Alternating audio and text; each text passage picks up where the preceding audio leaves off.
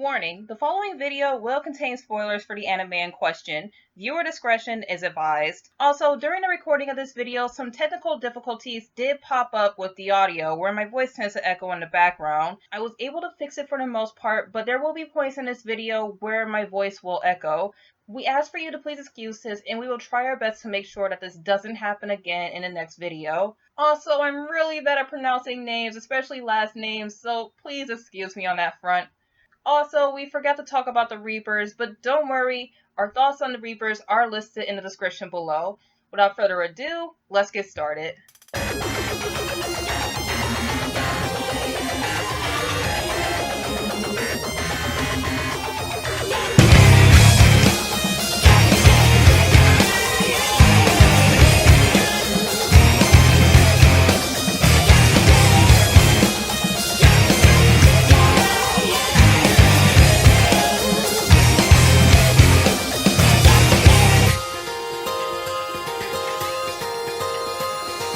How do we intro this video? I don't know. Can this just be the intro of the video? Yeah, screw it. Yeah, we don't like introing the video, okay? We can't intro. We suck at introing. Introing is horrible. Introing is just so awkward and everything. We can't... The intro is a shitty intro. That's our intro. Yeah, it's the worst. Yeah, we're sorry for the intro, but the rest of the video will be great. So, hey guys, Kitty here, and I'm joined today with my good friend Emma. Say hello. Hello. Okay, and today, what are we doing? We are doing the two Black Butler OVAs, Book of Circus and Book of Murder. Book of Circus isn't an OVA. Ah, damn it, I'm an idiot. So like we said, today we are doing a dub review of Black Butler, Book of Circus, and Black Butler, Book of Murder. Ooh, this sounds very bloody. Spooky. Yay! And thank you, Emma, very much for joining me today, because I really needed someone to do this with, because I really wanted to record this, and I had no friends that could do this with me, besides you. So thank you for doing this with me. I'm just bottom of the list at this point. Well, we've only known each other for about a year, so it's whatever. So, here's how the day is going to go down. We are going to start off with a shotgun round of audio returning characters, as we are reviewing a sequel. So we're just going to do all the returning characters first, super fast. Then we're going to jump into Book of Circus first. And then right after that, we're going to do Book of Murder, and we're going to do the closeout, and that's about it. So get ready, because this might be a long one. Oh boy. Yeah, so let's not waste any more time, because we already wasted time with the shitty intro. Let's do the shotgun round. So shotgun, here we go. Maybe I could get like a shotgun sound effect somewhere in there. I don't care. So anyway, shotgun round. We're gonna start off with Lau and his really hot, possibly incest sister Ren Mao, who was voiced by Jerry Jewell and Trina Nishimura. So if you don't know Jerry Jewell, basically all you have to know is that he's a creepy bastard.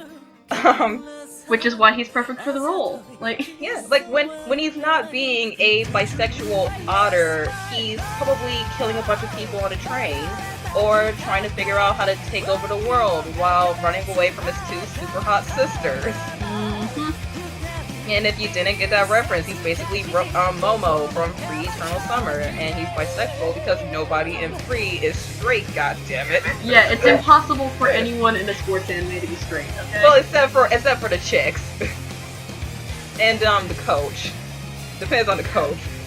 Yeah, and he's also the real Tracer in Bakano and Russia and Italia. So, that's Lau, and he's very good at Lau. Like, he really impresses me with his accents, honestly. Yeah, he does a good job.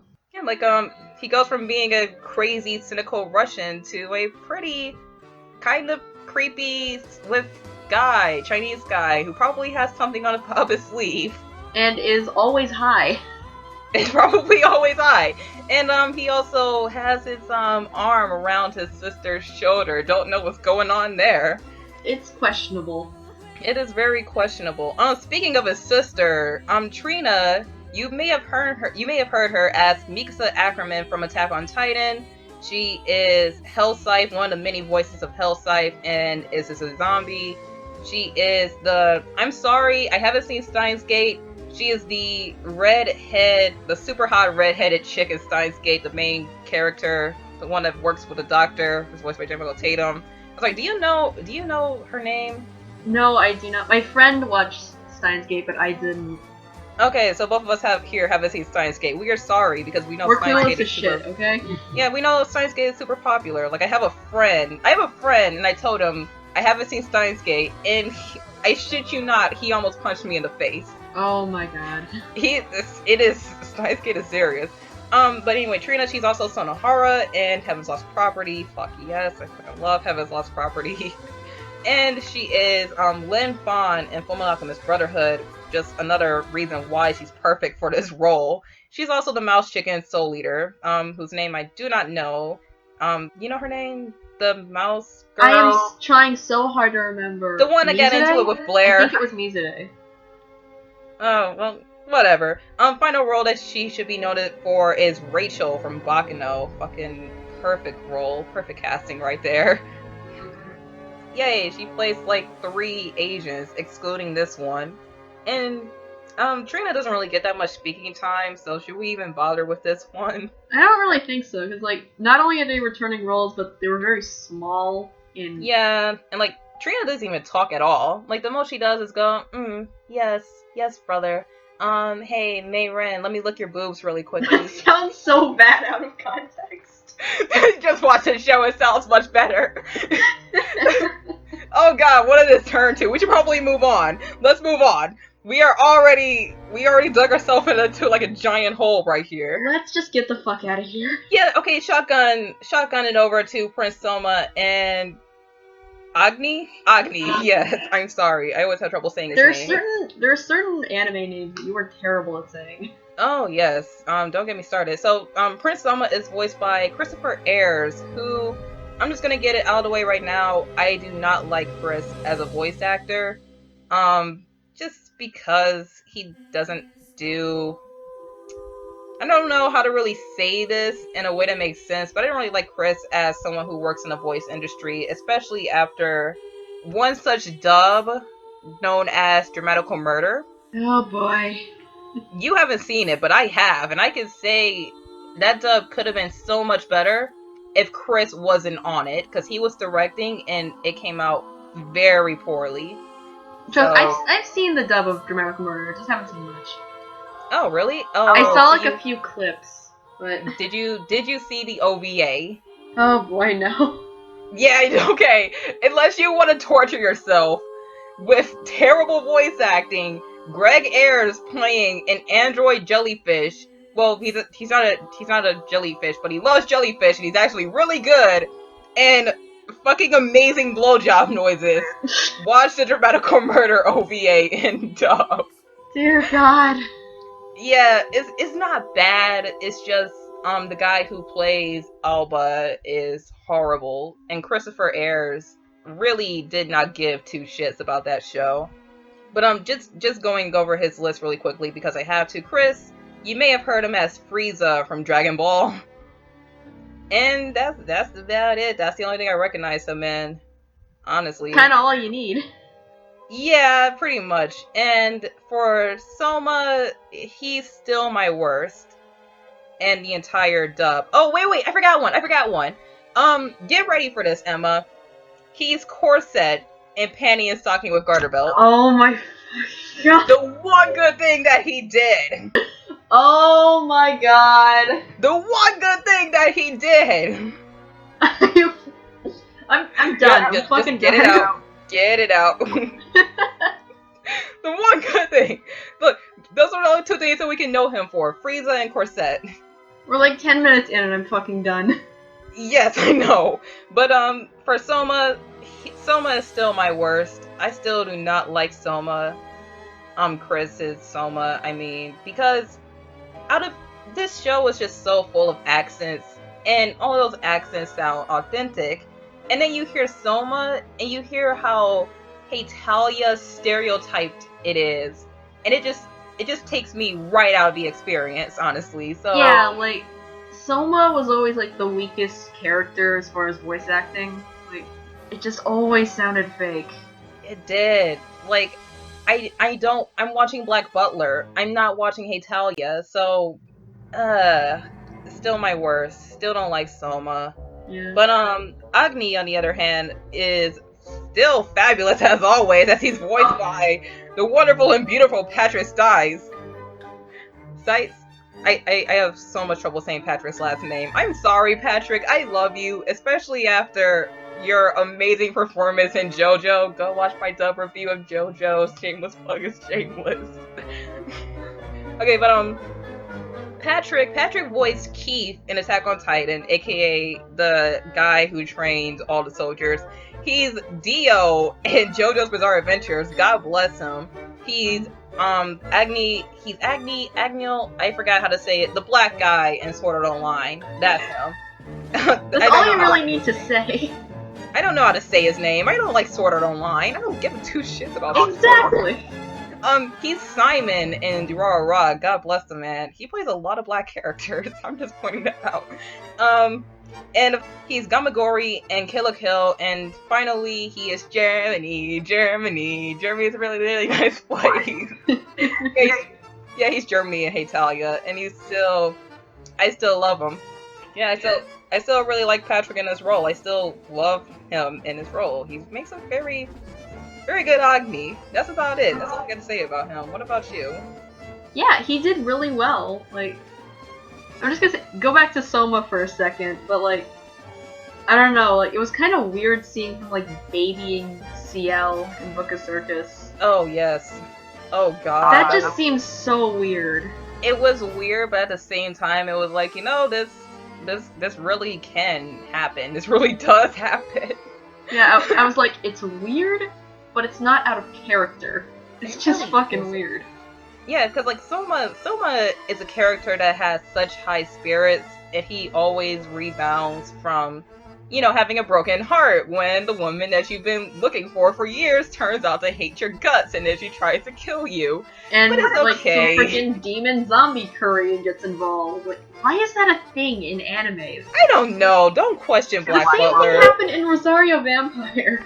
Look, don't question anime and don't question Black Butler, because we can have a show about two girls who happen to be angels whose names are Panty and Stocking, and they get off by like fingering each other's noses, and they have a talking dog named Chuck and a talking car.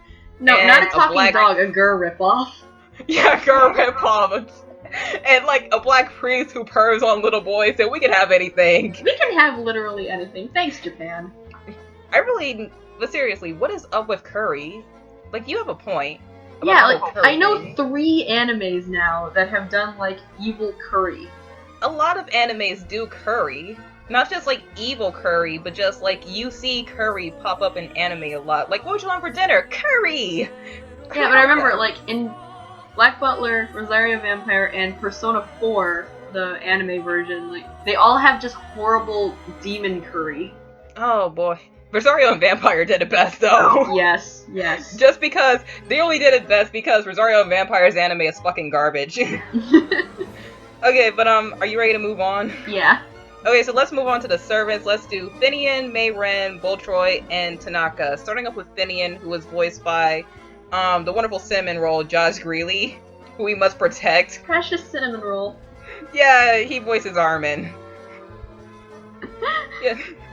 Yeah, he voices Armin in Attack on Titan. That's all you need to know.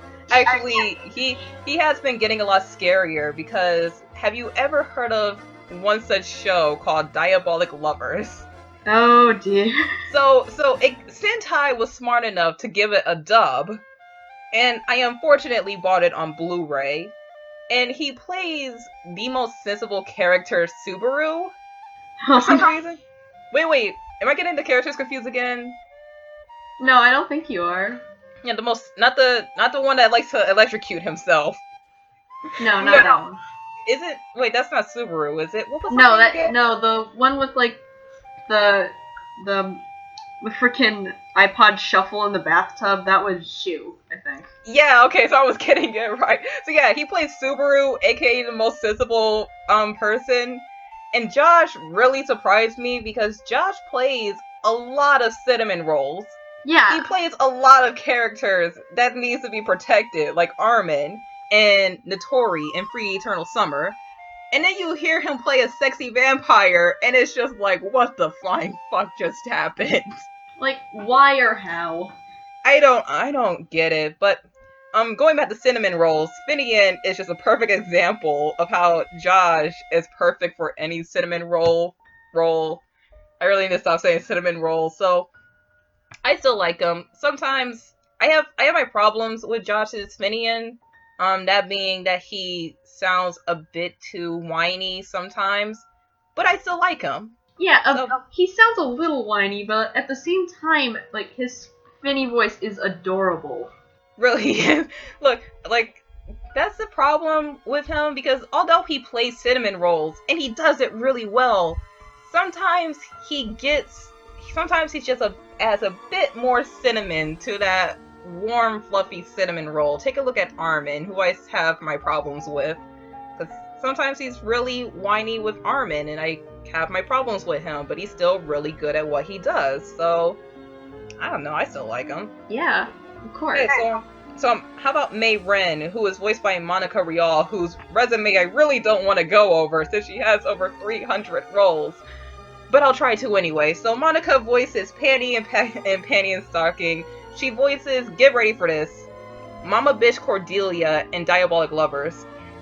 The very same woman who used her son for sex.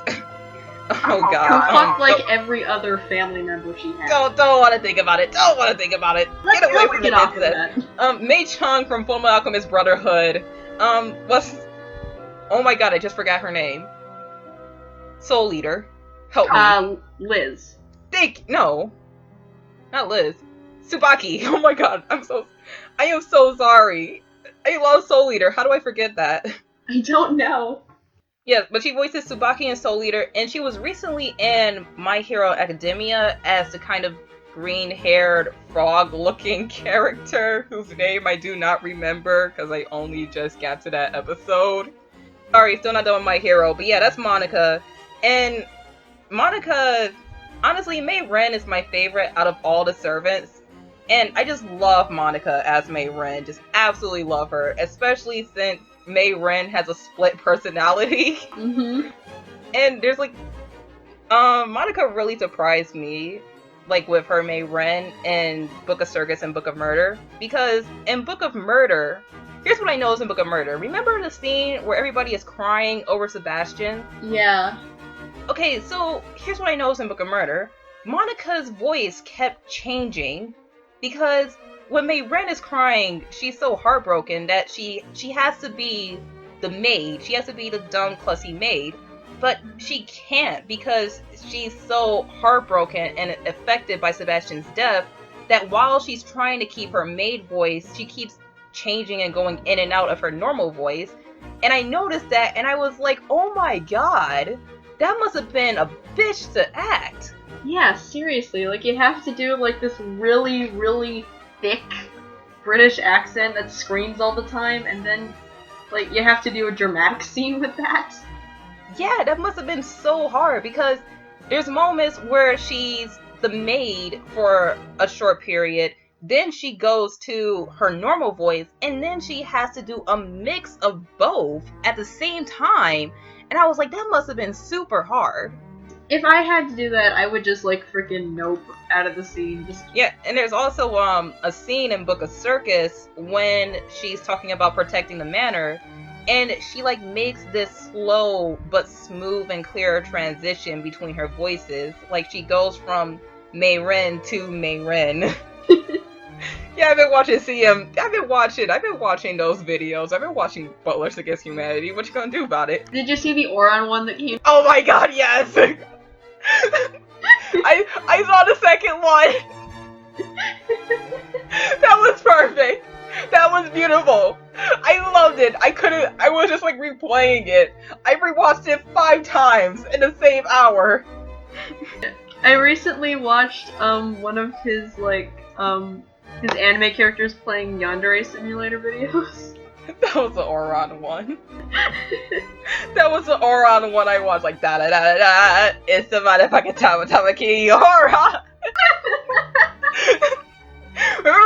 the part where I said you can pay me back with your body? I meant that sexually, not like this. It was the twist. The twist did it. Oh god, what are we doing with our lives? Oh my god, let's get back on. Bull Troy, right. Bull Troy is voiced by Ian Sinclair, who voiced Dandy and Space Dandy, Chuck, and Penny and Stocking with Carter Belt. A bunch of other roles that I can't think about right now. I probably should have wrote them down. Please help me. Oh, Romano and Italia. There's one. Quickly get to IMDb before anyone notices. He's in Brothers Conflict. He plays the pervy brother in Brothers Conflict, which we both had to do together. He's Sosuke in Free Eternal Summer. How do I forget about that? Not gonna question it. He's in Snow White with the red hair. He's in Attack on Titan. He's in Noragami. Oh right, he's Daikoku. In Noragami. Did I say that right? Daikoku. Yeah, Daikoku. You know what I mean. You said it different all 3 times. Daikoku and Noragami. There we go. It's better now. He's in Show by Rock. He's in Kami-sama Kiss 2. He's in Assassination Classroom. He's in Death Parade. He's in Tokyo Ghoul. I am realizing that I am just saying these shows and not saying who the character is. You know what? Nobody noticed my obvious fuck up. So Ian Sinclair, what do you think about him? He's good. He plays still like good. He's good. He's still good. We still like him. Okay, that's about it. R. Bruce Elliott. I mean, Tanaka, voiced by R. Bruce Elliott. I'm sorry. I am so sorry. Wait, what were we talking about again? We were talking about Tanaka. Oh yeah, we were talking about Tanaka. Okay, so Tanaka is voiced by R. Bruce Elliott, who... Tanaka has a really major role in Book of Murder, actually, because most of the time he doesn't say anything. He's just drinking his tea and looking precious as always. But like, he actually has a purpose in Book of Murder, which I really like. He has a purpose in all of them, actually. Like, he's the one who rebuilt the mansion. He's the one who helped raise CL. He did a lot of things. Well, yeah, but in like the on-screen plot, he doesn't really do much. Yeah, that's true. But in Book of Murder, when Sebastian dies, he really steps in and he gets his own time to shine. Yeah, that was a really, very nice moment. Yeah, all of the servants really got a upgrade in Book of Circus and in Book of Murder. Because, like, in Book of Circus, they got more development and they looked super badass. When in Book of Murder, it was Tanaka's turn and he was great, honestly. Yeah, basically, the other servants got their time in Book of Circus, murdering a bunch of circus orphans. Well, yeah. And Tanaka got a really, really good moment in Book of Murder. He also got a really, really good moment in Book of Circus, because remember when Liz was staying over? Oh my god, yes, I forget. And Peter crashed through the window, and Tanaka was all like, Lady Elizabeth, there's nothing to be worried about. Please go back and sleep. Oh, okay then. And then the camera just pans over to Peter's dead body. And Tanaka's just like, oh, well, I have to clean this up now. He's just like, well, damn it. God damn it. I hate my job. Okay, but R. Bruce Elliott, like Monica, has an extremely long note, but just gotta go over it. I'm only gonna go over 2 because screw it, shotgunning.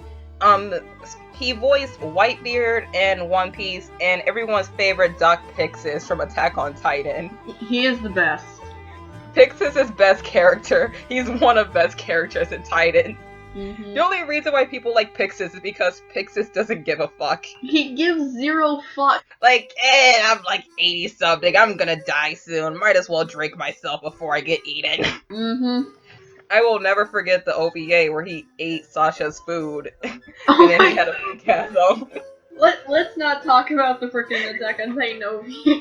Okay, so I guess we're gonna do the final 2, which is CL, voiced by Brina Valencia, and Sebastian, voiced by Jenny Michael Tatum. So, if you guys don't know Brina's been around quite a bit. She plays Holo in Spice and Wolf. She was in B Gotta HK, Yamada's first time as Yamada. She did stuff that I can't remember. Help. She did a bunch of stuff that I can't remember right now, so Emma, please help me. Shit, what are you looking at me for? I don't know, man. I don't know. Trying to remember. Giant brain fart. Toka from Tokyo Guru Day. I heard her voice in Noragami, but I don't know as who. She was Chibi Italy in Italia. That was the one I was thinking about. She's Shirayuki in Story with the Red Hair. I think she was in Kami-sama Kiss. Correct me if I'm wrong. She was. Oh wait, she was female Italy as well. She was Verona in Durarara. I am totally not looking through her page. She was Yuno in The Future Diary. I am still totally not looking through her page. I'm totally not trying to find one more role that I know her in. Oh, right, she was Kurumu in Rosario and Vampire, and that's about it. That was such a shitty show. So, CL, Brina, what you think? First of all, top notch as always. Like, either she's improved, or I've just gotten more used to her, but you finish up. There are some characters in anime, like, the boys voiced by girls, like, a lot of them, like, don't work, like Black Star and Soul Eater just doesn't work. Every character. But, like, Rina just always seemed right to me. Like, just hearing a random audio clip of CL, like, you know, like, it's hard to tell if it's, like, a young boy or a girl sometimes. Like, not all the time, but sometimes. Well, honestly, with me, I can still hear the kind of girl in CL's voice. And back when I first started watching Black Butler, that was kind of a small problem with me. But when I watch it now, all these years later, when she had 6 years, she had 6 whole years to work with this character. And I think either she's improved or I've just gotten more used to her. Because yeah, she does fit CL. She is CL, but she just has, when she started with CL, she sounded really girly, honestly, and that kind of took me out a little bit. Just a small nitpick, just a small thing going on there. Well, I'll admit, it's hard to like do a male voice, even if it's a young male. It's hard to get into that character at first. But like, yeah, she improved definitely. Yeah, that's what I'm thinking. Like, she definitely did improve. And you know, speaking of chicks voicing young boys, I feel kind of bad for the Hunter x Hunter cast, but we're gonna get to that later. So oh, I forgot to mention another role that Brina did. Big Brother Ed. God damn it! I'm so sorry. No. I'm so sorry. Okay. Sebastian. J. Michael Tatum. So Tatum voiced Scar in FMA 2003. He's a nameless Tatum pirate in One Piece. That's his official nickname now. Get ready for this one. So, have you seen My Hero Academia? I have not, actually. So, okay, well, you should at least check out the dub, because where Christopher Sabat plays a really strong buff guy with spiky blonde hair. I'm gonna let you think about that. Really strong buff guy with spiky blonde hair. Tatum plays a dark-haired glasses-kun.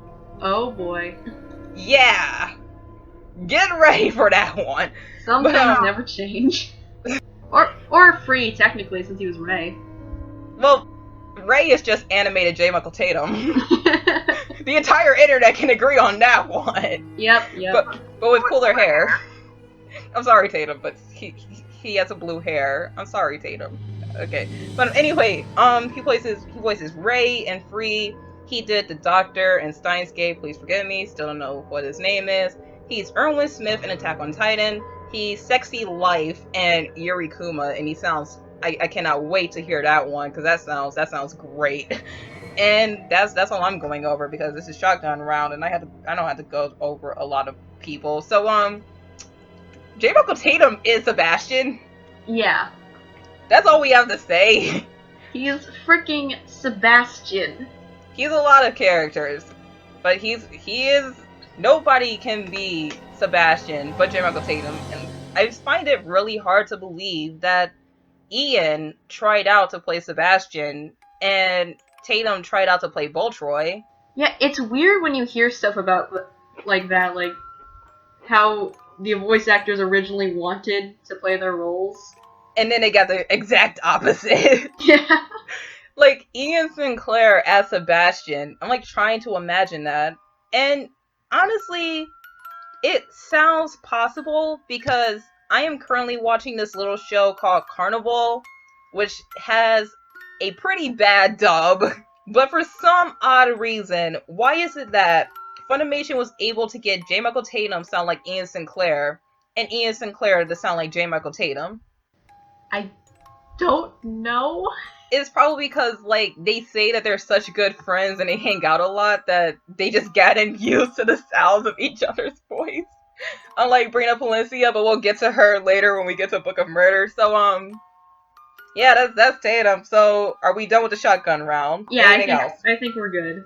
Okay, so we're getting to the good stuff here. We're going to the circus. I don't know right. I don't know what I did there. I'm sorry. I'm a nerd. We're going to the circus. Yay, the circus! So yeah, if you didn't know, we're doing Black Butler Book of Circus now. Yay. We are not excited for this. If you've seen Black Butler Book of Circus, you know why. Oh, those poor children. Oh my god. Yes, this isn't a very fun circus. So, oh fuck, I'm getting disgusted just thinking about it. Okay, let's Oh, focus. oh man, that hurts. Okay, so let's start off Black Butler Book of Circus with the lesser characters, starting off with Doc, voiced by Alex Organ. And if you don't know who Alex Organ is, he is Lucifer in High School DxD. He is Decum in Death Parade. He plays Mr. A in Tokyo Ghoul Route A. Only reason why I remember that damn show because Mr. A was fucking terrifying. He's Norway in Hetalia. He was in Psychopaths as the villain. I think that was the villain that he played in Psychopaths. And that's about it. Oh, he was also in The Boy and the Beast. I didn't know that. He played the pig guy in The Boy and the Beast. I don't know. So yeah, that's about it. So what do you think about Alex as Doc, who really doesn't get a lot of time? Yeah, there isn't a lot of screen time to this character, so it's really hard to say. Yeah, he's only in episode 2, and what we got was really good. Well, wasn't he, like, in the episode, like, one of the later episodes when Ciel was sick? Oh yeah, he was. Yeah, when Ciel had like that fever right before he left and he went home. Mm-hmm. Yeah, Totally it was top-notch quality. Yeah, well, it's Funimation and it's Black Butler and Colin Fingenberg did the casting. But when I was watching him and I heard his voice and I was just sitting there and all I could think was, yeah, that's Doc. That definitely is Doc right there. Mm-hmm. So yeah, just like small role, but really good small role, basically. So is that about it? Yeah. Okay, so then let's move on to Jumbo, who was voiced by, I can't believe we're bringing him up again, Christopher Sabat, which, once again, nothing. Like, literally, where Doc actually had some screen time, Jumbo got literally nothing. He only said, like, 2 words. Fucking nothing. But once again, when I heard him, I just kind of said, yeah, that's Jumbo. That's Jumbo right there. Yeah, that's what I would expect. Like, yeah. So, whatever. And, like, he's Christopher Sabat, so of course he's gonna play a giant elephant man. I'm serious, am I the only one who thinks that, like, his name is Jumbo, kind of sounds like Dumbo, and he's freaking huge. Mm-hmm. I don't know. So is that about it, really? There's not much you can really say about this guy. Yeah, because he doesn't say anything at all. Like, the most I remember him saying is, Peter! Wendy! Get out of here!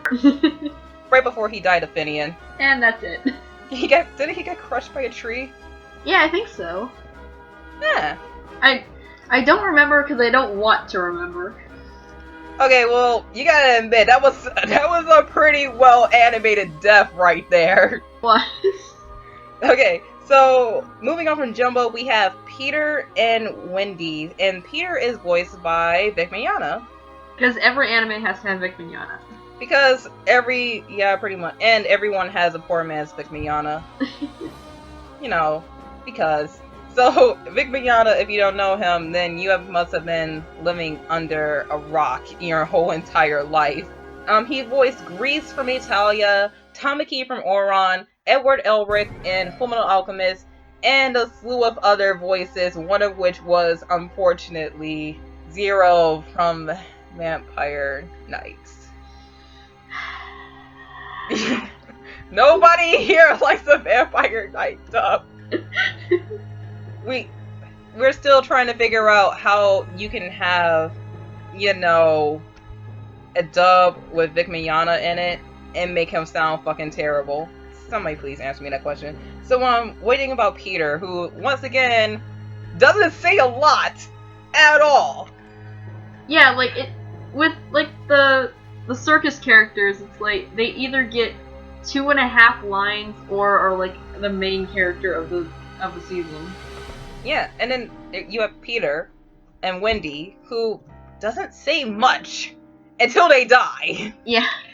Well, oh Peter, wait, like, did we forget to put spoilers in the beginning of this video? Yep. God damn it, that's the second time I did that. you can edit it in. Yeah, I'll just like put a little spoiler warning in the beginning of the video. So, yeah, but what we got from Peter, it was just like, yeah, that's Peter, and it's Vic Mignogna. Like, it's Vic Mignogna. Like, I don't know why, but Peter always sounded a little weird to me. Like, he's so small and supposedly really young, but... Well, it's not like it's the first time Vic Mignogna has played small characters. I'm sorry. Still, like, with Edward, it was like, he was like 13, right? So, like... Edward was like 15. Oh, yeah, like... Yeah, and then again, there was Tamaki. Small as shit, so I can't tell. Yeah, and then there was Tamaki, who was like 16, 17, and who sounded much older, but Vic has a very young voice, so he can play like teenage characters. Yeah, but like he can play like teenage characters, but Peter looked like he was like 10. Yeah, I mean, like, look at Red over there. Look at Shark Week over there. Jabberjaw. A lot of other 50% off Ren jokes that I can't think about right now. Jaws 3D. Like, you're really running out of material here. Sharknado, there's one. Has he used Sharknado yet? I don't know if he has. I think he has. Maybe. Okay, I'm just gonna have to go back and binge 50% off. Yeah, you and me both, because I'm actually gonna be reviewing Free Eternal Summer soon, and thank God I actually get to say something nice about J. Michael Tatum before I have to rip him a new one. So I gotta rewatch 50% off just so for the entirety of that review, my friend Nick and I are just gonna crack 50% off jokes. Just so you can have the full arsenal of jokes. Oh God, yes, because it's free. It's free. Why wouldn't we do that? Moving on to Wendy, who is voiced by Rachel Robinson, who also voiced a bunch of characters that I do not recognize from a bunch of shows I do not recognize, except for one, which is Angelisa from Show by Rock. And that's like I said, that's the only one I actually recognize, honestly. So, Wendy, just like Peter, doesn't really speak that much until she dies. Yeah. So, do we really need to talk about I don't think there's really much we can say about it. I think she got less lines than Peter, actually. She did get less lines than Peter. Because she died first! You know, she didn't even say anything when she died. She just died. Yeah. Okay, well then, screw that. We're done here. Let's move on to, Snake, who is voiced by Spike Spencer. And this guy really doesn't have much. At least much that we both can actually recognize him for. Like, he had a credit. He's in Durarara, and he was unfortunately in Vampire Knight. But he plays a character that we both know and that a lot of people kind of hate. And I want you to take a wild guess on who that character is. Oh boy. No. The answer will surprise you. Just take a wild guess. Oh god, I have no idea. Oh, just like take a wild guess. It's a character that most people love, but a lot of people hate. I want to say Kirito, but I know that isn't right. No, that's Bryce Papenbrook. Okay, you done? Yeah. Get in the Ava, Shinji! Oh my god! That's the only one. That's the only one that we can actually know him for. Kennedy, Ava, Shinji. I still haven't seen Ava. Have you seen Ava? No, my friend's watching it right now. She says it's pretty good, but I haven't watched it. Yeah, I need to watch it. I'm going to watch it. Literally all I know is get in the Ava Shinji. That's all anybody knows, because that's like a meme, and it's not even a good meme, because when a lot of people say get in the Ava Shinji, all they do is just like groan and shake their head. Yeah, because it's reached that point where like it's not even really a meme, it's just sort of a way to annoy people. That's pretty much it. Isn't that what a lot of memes are? Yeah, like it surpassed the point of being funny at all. Just like some really dumb stupid memes are just used to annoy people. But Snake, okay, so I don't want to give anything away because we have to do the roundup, but Snake is fantastic. I thought he was incredible. Just wonderful, like. Because if you don't know Snake, he doesn't says much. In fact, the snakes, he has all these snakes around him, and the snakes do the talking for him. And well, they don't really do the talking for him, but they speak, right? And Snake translates what he says, what the snakes say, and he uses so many different voices, and they're so distinct that I can actually tell who is talking. Yeah, like, it's talent at its finest. It is so good. I thought it was great, and especially when it sucks so much at the end of Book of Murder when he comes back and he tries to kill Ciel, and Ciel is all like, "Oh, well, we're looking for your family, but how about you stay around and join and join the servants, join the Phantom Hive Manor?" And he knows for sure that all of them are dead. Yeah, because he had a hand in killing them. Oh my god, what are the other servants gonna say when he just sort of pops up? Like, they were the ones that killed Snake, by the way, you kind of murdered his family. Yeah, we kind of murdered everyone you know and love, so... But like, he never said it. He was like, they're still alive, we're out looking for them. And Sebastian was all like, my lord, don't you think he's going to find out one day? And he's like, the more something believes something, the more true it is. And I'm like, Ciel, that was kind of a jerk move right there. My lord, why must you be such a dick? Exactly.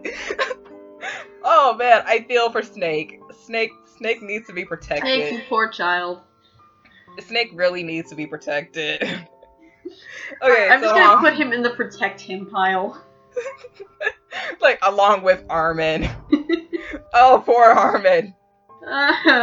Don't make me think about Armin. Yeah, we're not. We can't spoil Armin. But is that all we had to say for Snake? Yeah, that's all we got. Like, he didn't get much of a part, but it was a very, very good part. Yeah, and it was fantastic for what he did. Because, like, we have a lot of people here who we just kind of said, yeah, this is them. They don't say much. Should we even talk about them? Yeah, right, no, let's move on. But, yeah, that's Snake. Moving on from Snake, we have Dagger. You better not touch his lady doll. And Dagger is voiced by, I'm sorry, I'm not gonna say his last name because I don't want to butcher it, but it's on screen right now. His name is Michael. Not saying his last name because this is a crazy last name, but his name is on screen right now. And Michael has a really good filmography. He was Kenji in Summer Wars, not Kanji. I'm sorry.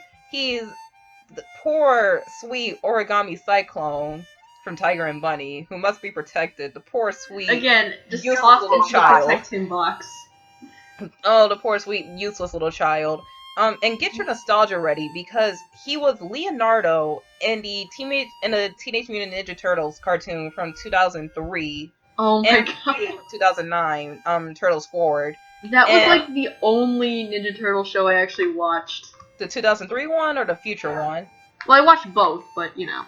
Okay, and Emma, get ready for this one. Seriously, get your nostalgia ready for this one because this blew me away. He was Raven in Winx Club. Oh my god!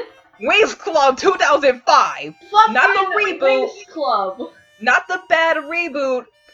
2005! Ah! Wow! That I read that and I was just like, wait, what? What? What? Why? Just motherfucking Winx Club. Wings Club! Oh man, I actually miss Wings Club. It's a little I dated. miss it But it's so still much. fun. I It's need dated, to but it's find still some way to get fun. like the first 3 seasons on DVD. Just You have the first 3 seasons on DVD? I want them so Oh my bad. god, are they on Amazon? I want. Oh, fuck! I'm looking right now. Okay, well, while you're looking, Dagger is a very eccentric character, and Michael got him down to a T. He's like a very happy character. He's a bit too happy compared to everybody else around him, considering what they are doing, which is pretty much kidnapping and murdering children. Not murdering children, but having a hand in children's death. And like I said, Michael really did get Dagger down. He's very good as Dagger. So what about you? Oh, What? Sorry, I'm looking for fucking Winx. I know, but like you. No, I'm looking with you. But what do you think about him? Yeah, he did do really well as Dagger. Like, I've always said that like the more eccentric characters are really hard to get down because you gotta find a way to make them like the characters but not annoying. Like painfully enthusiastic. Mm-hmm. Like, oh boy. Yeah, it's hard to nail enthusiastic without being annoying. I found it. It's on Barnes and Noble. Props to anyone who can do that. I found it. Barnes and Nobles and Target. Yeah. Okay, but yeah, you're right because there's characters that are painfully annoying, and then there's like really fun, enthusiastic characters that are a lot of them are voiced by Todd Haberkorn. Look at Italy for details. But yeah, but Michael really did nail this character. He really did get Dagger down. Mm-hmm. So, and especially the parts where he's like, "Hands on my lady!" Like, how dare you touch her? I haven't had it to do that yet. Okay, speaking of lady, are we ready to move on? Yes, I think we are.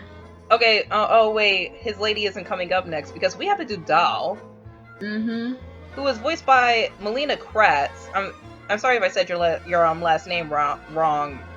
And Melina has not done a lot. The most she's done, I'm looking at it right now, and she had a small role in Fairy Tail. She had a small role in One Piece, Yona the Dawn, Show by Rock, Ultimate Otaku Teacher, which I have not heard good things about, Showman Sample, Seraph of the End, which you should not watch, and she was Ryu in Snow White with the Red Hair, and I've seen all of Snow White with the Red Hair, and that is a fantastic dub, by broadcast dubbing standards. And she's so good as Ryu. And Ryu's a male character. He's a younger boy. So it just proves to me that she was pretty much the perfect pick for Doll. Mm-hmm. Because she really is a good doll. Especially when CL sees Doll for the first time and he thinks that she's a girl. I mean, he's a girl. And I just remembered a part when he was like, that's a bit too tight, and she says, okay, well, do you want to die? And I just burst out in laughter, but at the same time I was like, that was great. That was so good. I just like the moment when CL found out that Doll was a girl. You mean a guy? It was just like, hey, you wanna see? You wanna see to make sure? Oh man, that was perfect. Oh, the awkward shower scene. Yeah, when you watch it back and you know Doll's a girl, it only makes it a billion times more awkward. But it's also really funny. Yeah. Yeah, and you really get a feel for Doll because Doll is one of those characters that you really have to feel for, especially considering the ending, which watching her performance kind of broke my heart. Yeah. By like a lot, because he finds out that his family has been murdered, and then he screams out in anger and pain and rushes towards CL, and he has the knife and his hair kind of goes by and you see how his face has been burned, and it's just like, oh god, that actually hurt me. Yeah, it was painful. It was really, really painful. It hurt. a lot, basically. Yep. Oh god, that hit me right in the honey nut filials. Okay. But anyway, she really is a good doll. Unlike CL, who has a bit of girl in his voice, well, used to at the least. She really does sound like a little boy, honestly. And Yeah. she's played quite a few little boy characters when I look at her page. Like, she's played 3 young boys in 3 different shows, like Dimension W, Divine Gate, and like I said, Shirayuki Hime, and she was perfect as Shirayuki Hime. I mean, Snorri with the red hair, if you guys want the English name. And you hear her in this one, and it's just like, yes, yes, yes, a million times yes. That's what I like. That's what I like to hear. So that's my thoughts on Doll. What about you? I think like Doll and Snake are like our star voice actors as far as original characters. Well, we have one more, but we'll get into him soon. Yep. Okay, but for now, let's move on to Beast, who is voiced by Tia Ballard. And if you guys don't know Tia, well, she voiced Nanami in Kami-sama Kiss. She is Happy in Fairy Tail. She is oh my god, what's her name? Chiho in The Devil's a Part-Timer. And my personal favorite role is Missouri from Rosario and Vampire. Mm-hmm. Yep. She has a lot more, but we're not going over all of that. So, I'm gonna be totally honest. This one disappointed me a little bit. Yeah, a little bit. Like, but that's honestly from my own expectations, because when I went in to Book of Circus, mind you, I haven't seen Book of Circus in over a year, and so I kind of forgotten Beast's voice. I thought that Beast was gonna be a lot more feminine and a lot more kind of womanly, but she was also gonna have to raise her voice and yell because, Sebastian, you touched my tiger, you almost got killed, are you stupid? You stupid demon Butler! God damn it, Sebastian! But and then I heard her voice and I was like, wait, what? Because it came off not what I wanted, basically. Yeah, like it was a good voice, but it didn't sound right. Well, I don't know about you, but for me it didn't, because I had gotten Beast's voice mixed up. I was thinking that she was gonna sound more like Hannah Anaphilos, not Beast. And when I went back to watch it in sub just to make sure that I had my voices right, turns out I was wrong, because like I said, I was thinking a lot more Hannah, not Beast, basically. Mm-hmm. So yeah, so once I got that cleared up, I was like, oh well, I just disappointed myself. That was just my expectations getting in the way. Okay, what about you? Yeah, I thought Beast did pretty well. Like, I mean, you can. I don't even know what to say anymore. Fuck. It's okay. Words not working for mouth. It's okay. But okay, I thought that she was good. I thought she was a very good Beast. She did good, like. Especially the one part where Sebastian has to interrogate her. I couldn't take any of that seriously. I'm sorry. Like, not because something was wrong with it. It was all very well done. But just watching that again. I just couldn't take Sebastian seriously throughout the entire season.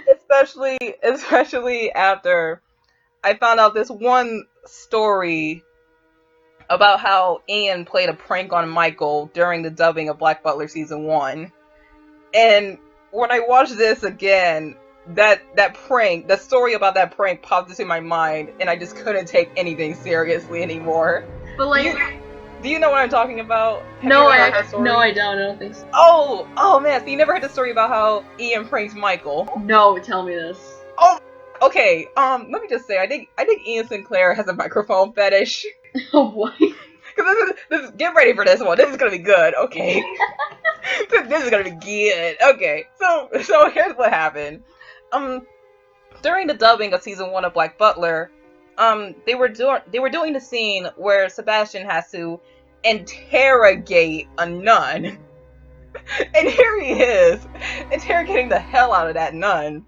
And Ian stops the recording, and Michael is like, okay, what's wrong? What are we doing? And Ian's like, well, I'm not really feeling it. We have to make it sound more authentic.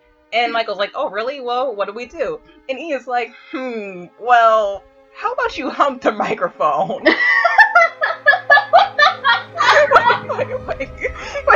wait. It gets better. It gets better. It gets better. So Michael's like, what? But like, he's oh god, I'm sorry. I'm trying to get through the laughter. So anyway, Michael's like, what? But you know, he's a professional. They're paying him to do this. He has to do it because he's making money off of it. So he's like, alright, okay, whatever. It's my job. I'm gonna do it anyway. So they start the recording again, and he actually does it. It's the best thing ever. And then suddenly everything stops. And Michael is like, wait, what's going on? And he looks towards the door and he sees Ian's face pressed against the glass of the door. And he has like this crazy bug-eyed face, like the biggest smile. And he's just laughing so hard, like, oh my god, I can't believe you did it! And Michael's just like, oh, you set me up. and that's the story about how J. Michael Tatum humped a microphone. Yeah, like, oh, it's great. well, even like the stuff that was actually in the season, like between like the tiger scene, the times he interrogated Beast. You really can't take Sebastian all that serious again. You really can't take Sebastian serious anymore. Especially the part when CL is trying out oh my god. Circus.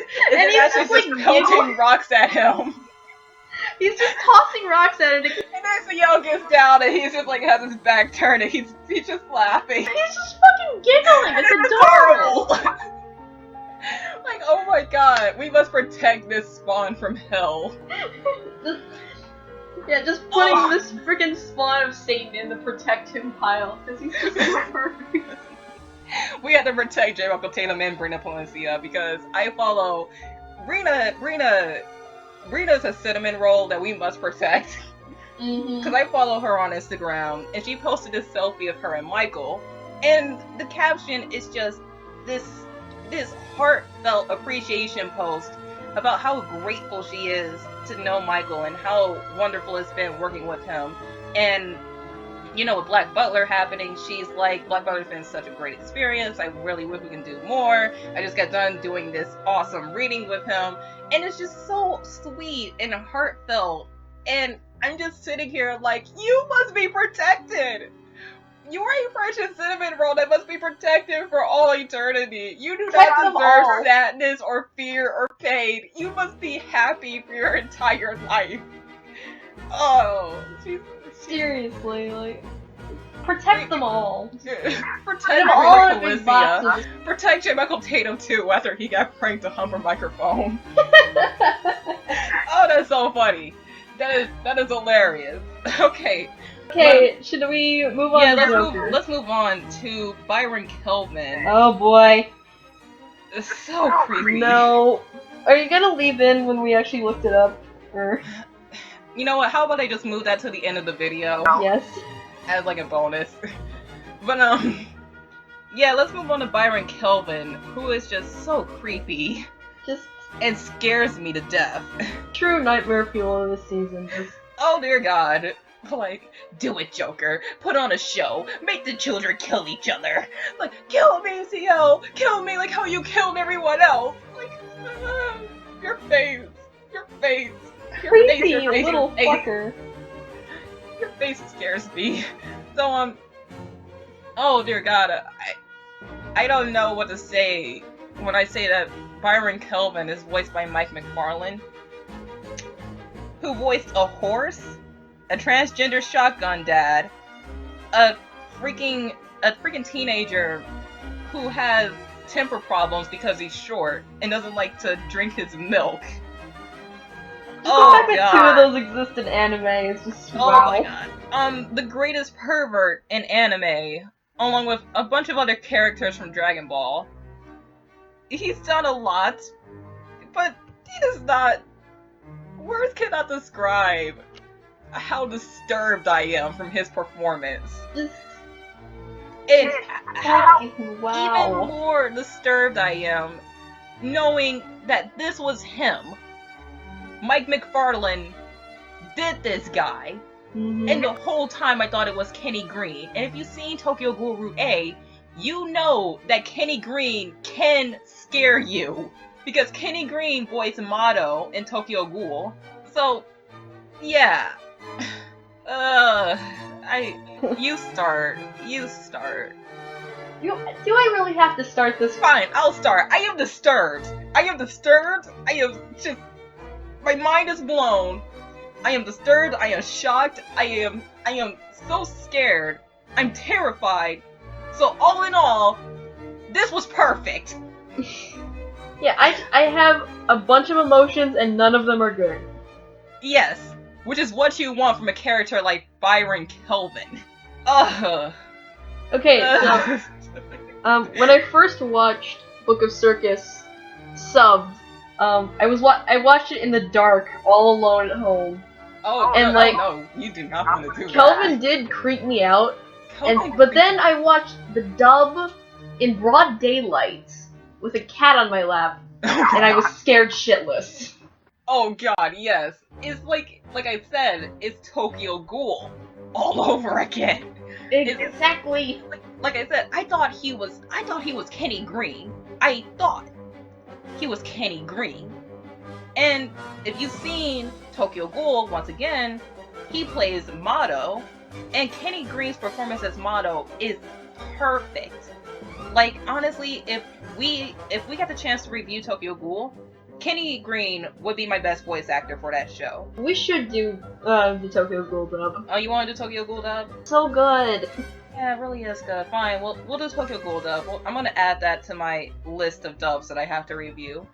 So, you get here, and we just found out, like literally while recording this, that was Mike McFarlane, and we freaked out because that's so unbelievable. I mean, transgender shotgun dad did this.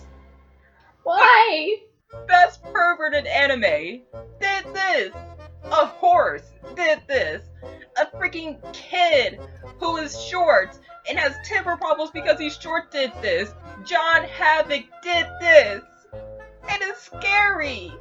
It's really, really scary. I'm not gonna sleep all over again. Just yeah, knowing who the voice actor is going to give me nightmares. Oh my god. Consider the fact that he's also gonna be in One Punch Man. Oh no. And I forgot who I think he's playing a pretty buff character in One Punch Man. I'm looking at it now. He's playing the guy that He's playing Carnage. Oh yeah. Yeah, he's the dragon level monster. He's really, but like he's not scary. He's just kind of really goofy and I'm like, I'm gonna kill you all. That's Carnage. But yeah, that was scary. That was Kenny Green scary. That was Austin Tyndall in The Boy and the Beast scary. And if I ever review The Boy and the Beast, prepare to hear me talk about how Austin Tyndall terrified me in The Boy and the Beast, because he really did. I didn't know Wells could be scary. But can we move on so we don't have to let's move on before I get any more out of this area. Let's move on to Joker. Final one is Joker. Oh god, okay. Calm down. Okay. We're getting to the good part. So yeah, the final voice is Joker, who is voiced by Matthew Mercer. And if you guys don't know Matthew Mercer, then he voiced Levi in Attack on Titan. He's McCree in Overwatch. Thank Christ, because I'm playing Overwatch and I love it. He's Mikado in Durarara, I believe. Is he in One Punch Man? I think he's Woman Rider. Oh, is he Woman Rider? No, that's Robbie. That's Robbie Damon. Tuxedo Mask is Moomin Rider.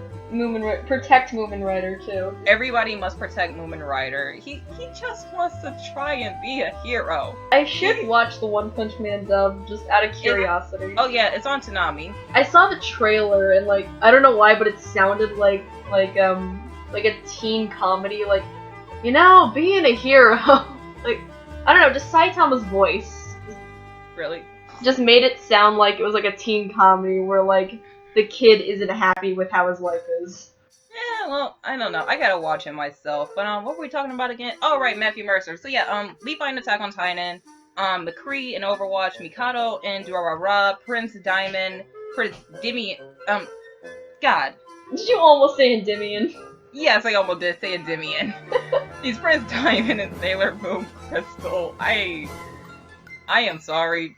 Wait, no, he isn't Mikado and Durarara. What was I saying? You know, I don't care anymore. He's Jotaro Kujo in JoJo's Bizarre Adventure Stardust Crusaders, which I haven't seen yet, and I'm super excited to see because, yay! I'm sorry. I'm so excited. And finally, he's Kanji in the Persona 4 anime, and let me just say, he's got me. He has officially got me. I am now a Matthew Mercer fan. So yeah, you start off with this one. Okay, so, Joker for the dub was like the only voice that I heard before I saw the episode. Like I saw a few clips on Funimation's YouTube channel, and for whatever reason they only picked clips where Joker was talking. Yeah. But I don't know why, but when I first heard those clips, it was actually kind of a jarring voice. Like it almost sounded Irish. Yeah, I was actually gonna bring that up later. Like, what is with the accent? Yeah, he either picked like a really, really, really northern accent, or he did not pick a British accent at all. Is Joker even Irish? I don't know. Like he's a ginger, but I don't know. I don't know. Like, to be totally honest, when I first heard him, I immediately thought of Jacksepticeye. Yeah, I did too. I'm sorry. Besides that, you keep going. I saw like the clip where they stole the little girl, and then I immediately went to watch like another clip where he was introducing everybody at the circus, and I was actually expecting him to just yell "Top of the morning" to you. Top of the morning to you, ladies. My name is Jacksepticeye. Oh God, why? It sounded really weird at first. Like, either I got used to it, or the more serious lines just worked better with whatever accent he was going for. Oh yeah. But like, it worked a little better, like, the longer I went into the series, but yeah, those first few episodes, it was weird. Really weird. Okay, the first episode, I thought it was really weird. But the more it went on, the more I said, I did get used to it, and he really does get Joker. Mm-hmm. Yeah, he does do well. It's just like, I do not know what he was doing for that first episode. Well, the accent is what throws. Yeah, it's the accent. Yeah, but, like we said, he really does do well as Joker, because Joker, it sucks to be Joker! It's like, yeah, he is like making people laugh and smile, and he seems like he's enjoying his job, but he's acting. He's putting on a show, literally putting on a show, because he hates what he's doing. He really does. Mm-hmm. Because he doesn't want to kidnap children. He doesn't want to, think about what those children are going through. I mean, the ending, when Byron Kelvin tells him, put on a show, and he's like, but father, should we do it, boy? And he doesn't want to do it. And he's acting, and he's trying his best to get through it. But he can't, because he's so shocked and disgusted and horrified at the fact that there are children dying behind him. And he really gets that through. Matt really gets that through, because he really does sound like he's going to throw up, to be totally honest. Yeah, with something as heavy as that scene, like, you really gotta put your A game into that, and Maddie really did. Just call him Maddie. I'm just gonna call him Maddie, fuck. Okay, we're gonna call him Maddie. Yeah, it's especially the part that really really broke my heart with Joker is when he finds out that his prosthetics is made from the bones of the children that he helped murder, and he's just looking down, and then there's like this look of shock and horror all over his face. He looked genuinely horrified. It was just... And he sounded terrified as well. Hmm. And then he dies. And then, why did Joker have to die? Why? He could have been forgiven. He was already forgiven. In fact, nobody wanted to do it. Nobody at all. I don't even Snake. Did Snake even know what was going on? Yeah, he was left behind when they went to the manor, so I don't think he has any idea. No, because like, they did say that Snake wasn't with them when they were children, because the original troop, they all grew up together, but Snake was an outcast, and they needed someone with his talents, so he got bumped up to the first ranked. I mean, like, he obviously knows about the stealing children thing because he was part of that, but like, Jesus, there's so much he probably doesn't know. Like the fact that everybody is dead. Protect him. Just please protect Snake. Protect our snake child. Oh god, please. So, yeah, and it sucks. It really sucks. It just, I don't know how else to say it other than everything sucks. Everything freaking sucks for these guys. Because there's like this, you remember the scene when the first hint of something that is going down, and Joker's all like, Father says we don't have enough sweets for the main event, and everybody looks scared. Like, there's just like this look of horror on their face, and they're shocked, and they're like, are you serious? We need to keep doing this? And they have to do it because Kelvin saved their life. He brought them in from the streets, he gave them a home, he gave them prosthetics, and without him they would have died. And if they don't follow him, then they're going to die. And they don't want to do it, but they have to because they owe him their lives. So it sucks. It sucks. It sucks so much. And that's just the tragedy of this arc, honestly. This arc is just one giant tragedy for everyone. It's CL trying to get over his past and coming face to face with his past again and trying to keep it together when he really didn't. He told Sebastian to burn all the children. Is Joker trying to get over the horrors of what he's doing? Is everybody in the circus troupe trying to just live their lives, but knowing that they can't live it without doing something horrible? And of course, it's Kelvin. It's all Kelvin's fault. Blame everything on Byron Kelvin. And it's horrible, honestly. But that's what makes it so good, honestly. Yeah. It's so sad and horrifying throughout the entirety of the season, but it's so good. It's so well done. And it's just like, thank you, A1 Pictures! You learned from that awful, horrible piece of garbage that was Black Butler 2. Yeah, like, I remember seeing a lot of, like, old, Black Butler 2 reviews when Book of Circus wasn't out yet, and everyone was just like, you'll never learn, guys, you'll just never learn. But this really? Was awesome! It was so good. And especially remember when Robin from Anime America did her review. Yeah, she was just like, Japan, you'll never learn. You really will, Japan. And then this happened, and she did her review of season 3, and it was like, okay, I'm only watching this because I love Sebastian Michaelis after episode 1. Thank you! Oh man, it's great. It really is. It's a fun time for some of the part. The rest of it is awful. Yeah, it's a fun time for about 10 minutes altogether. Yeah, then you get the rest, and you're just scared. Really scared. Okay, so are we all done here? Final thoughts on Joker. Accent, confusing, but I can forgive the accent for what I got. Mm-hmm. So what about you? Yeah, I'd say that's about the same. Like, it's weird, but you still got a great voice out of it, so. Yeah, I'm officially a Matthew Mercer fan. He got me. I'm following him on Twitter now. That's how you know I'm a fan.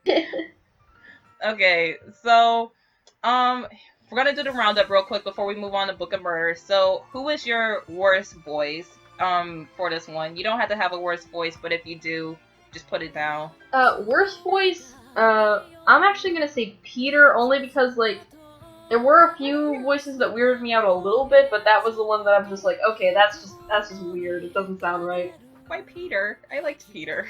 Like he did a good job, but like I think they should have gotten someone who could do like a bit of a younger voice for Peter because like he's just so small. He really is small, but come on, like Aaron Dismuke is all grown up, so you pretty much only have Vic Mignogna. Yeah. Oh wait, they could have gotten Bryce Papenbrook. Yeah. Okay, well, I personally do not have a worst voice. I thought everyone here was very good, and you know, this one has its faults, but there are faults that I can forgive. Like, I disappointed myself with Beast, and what we got with Matt was too good to not, you know, Yeah. call him bad. Everyone did a good job. It's just Peter weirded me out the most. Okay, well, what about your best voice? Best voice, I would have to say Snake. That's mine too. Snake was fantastic. Because, like, a lot of them are tied for how they portray their characters, but Snake just did such a beautiful range of voices. Just, Yeah, and it amazed me. I was just sitting there, my mind was blown. I was like, oh my god, whoever is doing this deserves a freaking award, because this is great. A lot of voice actors wish they could do something like that. Well, you have Eric Bell, but Eric Bell would not fit the bill for this one. But yeah, Snake, my god, give the man an award. Give him cake, give him coffee, give him whatever he wants. Take him to Disneyland. Jesus Christ, do something. Because this one... Do all this that one and was great. just make sure to save the child. Oh yeah, save Save him, give him Don't cake, find take him to out. Disneyland. Just keep him safe and happy. Don't let him find out. Okay, so, is that it?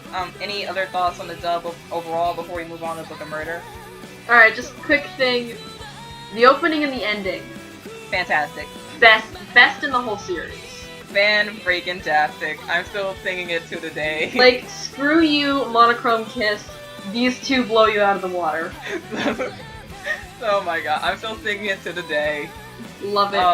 I never skip them. They're so good. Well, I'm Alive is a bit better. A little bit, but that's the thing. Enamel just like that's my jam. I am now officially a fan of Sid. No, the song is called oh wait. Yeah, the Were you song talking is about the Enamel. song? Oh. Well, my bad. But yeah, Enamel is great. And I'm officially a fan of Sid. They actually did the first ending theme to FMA Brotherhood. And that was great. So yeah, I'm listening to a lot of Sid songs right now. So Yeah. Okay, so you ready to move on to Yeah, let's move on to the OVA. Let's move on to A Glorious Night at the Phantom Hive Manor. I don't know what I was doing there. Yeah, we're doing murder. Again, glorious for about 5 minutes. Yeah, until people start dying. There's a lot of death here. Yup. I mean, it's not on Attack on Titan levels, but it's still... people die when they are dead.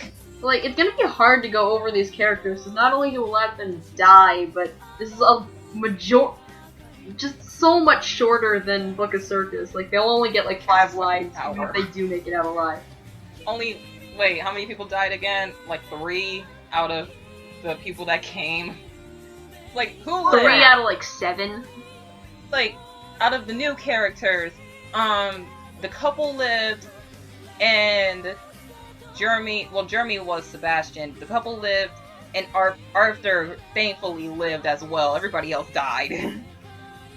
Arthur was a cool character. We're gonna get to him soon. Arthur was nice. I liked Arthur. Arthur was cool. It's really nice to know that traumatizing experience caused him to make great work. Mm-hmm. Like, and then he wrote everything down and then he burned it. Like, oh, that could have been a fantastic book.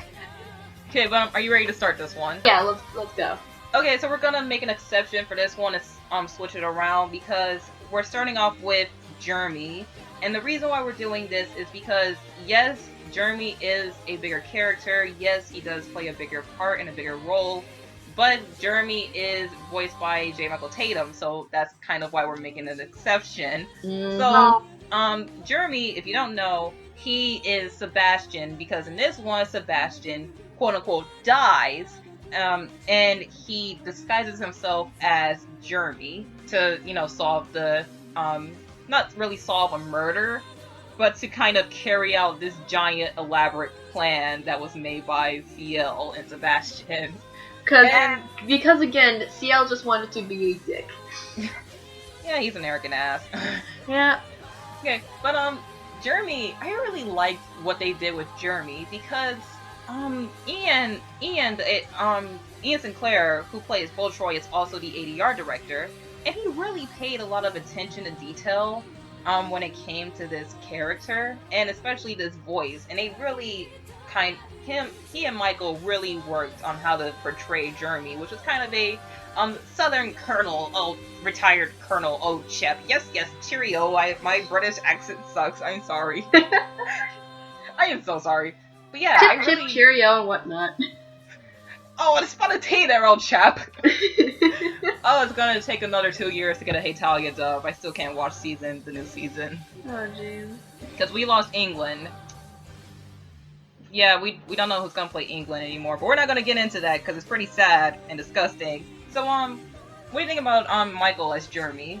I think they did really well. Like, I could already kind of tell when he came in. Like, I could half tell, like, oh yeah, that's probably gonna be Sebastian, because, who the fuck is going to kill off Sebastian? You can't kill a demon. I don't care what Black Butler 2 says. I don't care what Gravity Falls says. You cannot kill a fucking demon.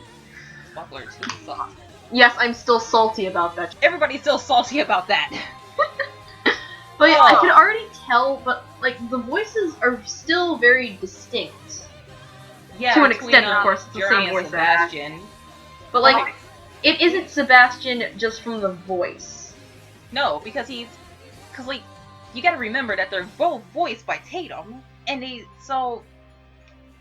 guess, I don't know how to put this, but when Jeremy first came in, there was not a hint of Sebastian. There wasn't a hint of Sebastian in his voice. Like, the only reason I guessed Sebastian is because who else is it gonna be?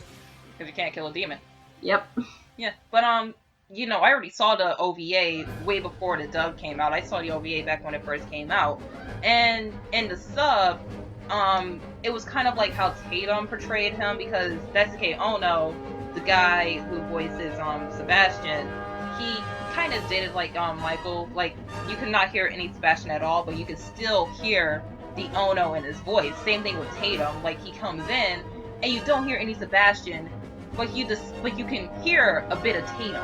Yeah, like, you can't hear Sebastian, but you can still hear a Tatum roll. Yeah, like, I don't know how to put it. Like, I guess it's because he's my favorite voice actor, and he's everywhere. Yeah. He's literally everywhere.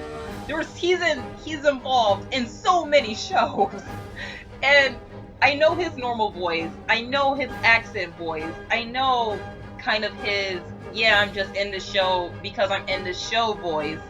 So it's really easy for me to hear the Tatum and Jeremy. But besides that, they still do a very good job at getting Jeremy down. I really like the direction that they went in with his voice, like kind of like a retired general. Yeah, just bravo with that one. Yeah, oh man, I have something to say about this dub, but I'm gonna save it up for later. So, are we done with Jeremy? Yeah, we're good with Jeremy. Okay, so getting that out of the way, let's actually start off this review. Let's start off on a great note. Let's start off on a fantastic note. Oh boy. Let's start off on a freaking incredible note. Let's start off with Patrick. I'm so sorry. I feel so bad for Tatum. Tatum is a cinnamon roll. But Tatum is a cinnamon roll vial. He needs to be protected as well. Save them all. Please save him. Please save him. Oh dear God, this is so. This is your fucking commentaries. Okay, I'm sorry. Get the laughs out. Get the laughs out. This is great. Okay. Okay, I'm ready. So, Patrick is voiced by Brandon. I'm sorry, I do not want to say your last name because I'm afraid of butchering it. But his last name is on the screen anyway. So, he's voiced by Brandon. And here's something you should know about him. This guy literally has 0 voice acting roles before this. I mean, the most he's done was be extras in some shows, all of which Tatum were involved in. Like, he was an extra in Assassination Classroom and in Free. And those characters are not listed. It's just like, oh yeah, he had like 1 or 2 lines in these. So, let me just apologize right here because I heavily doubted this one. Like, remember when I told you about this and I was like, this guy's probably gonna be the worst. Because he's done nothing. And then this happens, and I am so sorry. I doubted you so much. Because, I actually knew who Brandon was going into this. I follow him on Twitter and everything. And, you know, he's already a stage actor, and I told you, just because he's a stage actor doesn't mean that he can be a good voice actor. And then this happens. And I am sorry. Oh boy. Yeah, so he's incredible. Okay, what about you? Like, again, like, these roles were actually really small compared to, like, just regular shows and getting to know the characters, like, especially because half of them die, so. Yeah, Patrick only got, like, what, 12, 15 lines? Yeah, like so it's hard to go into their roles in detail, but considering this is his first role, like, good job. First listed role, actually. Well, first listed, but because when I saw his name, I said he's probably only in this because he's Tatum's boyfriend. Because when you look at his extras, like I said, none of the extras are listed, but they're all shows that Tatum is involved in. Mm-hmm. Like Assassination Classroom, Tatum wrote that. Free, Tatum wrote, and he was an actor in that. So you just get to this one, and it's just like, you're probably only in this because you're Tatum's boyfriend, and I'm sorry. Like, that's probably the reason. That's probably the reason, but, like, this is the first time, like, the spotlight has been on his voice. Yeah, and, oh, dude, he's actually doing more voice work now. Cause, like I said, I follow him on Twitter, and he got a role in Smite, the video game. Yeah. And he was also in another anime, which I am currently watching. It got a broadcast dub. It's called Shonen Maid, and he's in episode 8, I believe, and he plays this idol who has this fashion crisis. And here I am watching it, and I'm like, this guy is really good. I've never heard him before, but I feel like I should know him. So I finished that episode. I go on to Twitter, and he tweets out, yeah, I'm in Shonen Maid. I play a guy with a pretty funny fashion crisis, and my jaw hit the floor. Like, I was like, wait, what? What? That was you? Please, never leave Funimation. I don't know if it's because of Tatum or not, but he has a good talent for this. Well, like I said, he's an actor. He was already an actor. He was a stage actor. And you and I both listened to the commentaries, and Tatum commented, yeah, he's incredible at what he does. And I honestly recommend that if you go into voice acting, you should at least do stage acting first, because with stage acting, you do it all in one take. In voice acting, you do it all, you have multiple times to do it. You can mess up. And honestly, he has a point, because you look at Brandon, and he is just living proof that you should do that. Yeah, just holy shit. Yeah, and, you know, his time is so short, but it was super effective. Like a freaking Pokemon battle. I'm sorry, I had to do that. You see? Well, you gotta at this point. Yeah, it's Pokemon Go is out. I'm level 10 now. I am like the only person in existence not playing it. You're not playing Pokemon I don't Go? have space on my phone. Oh, I feel so bad for you.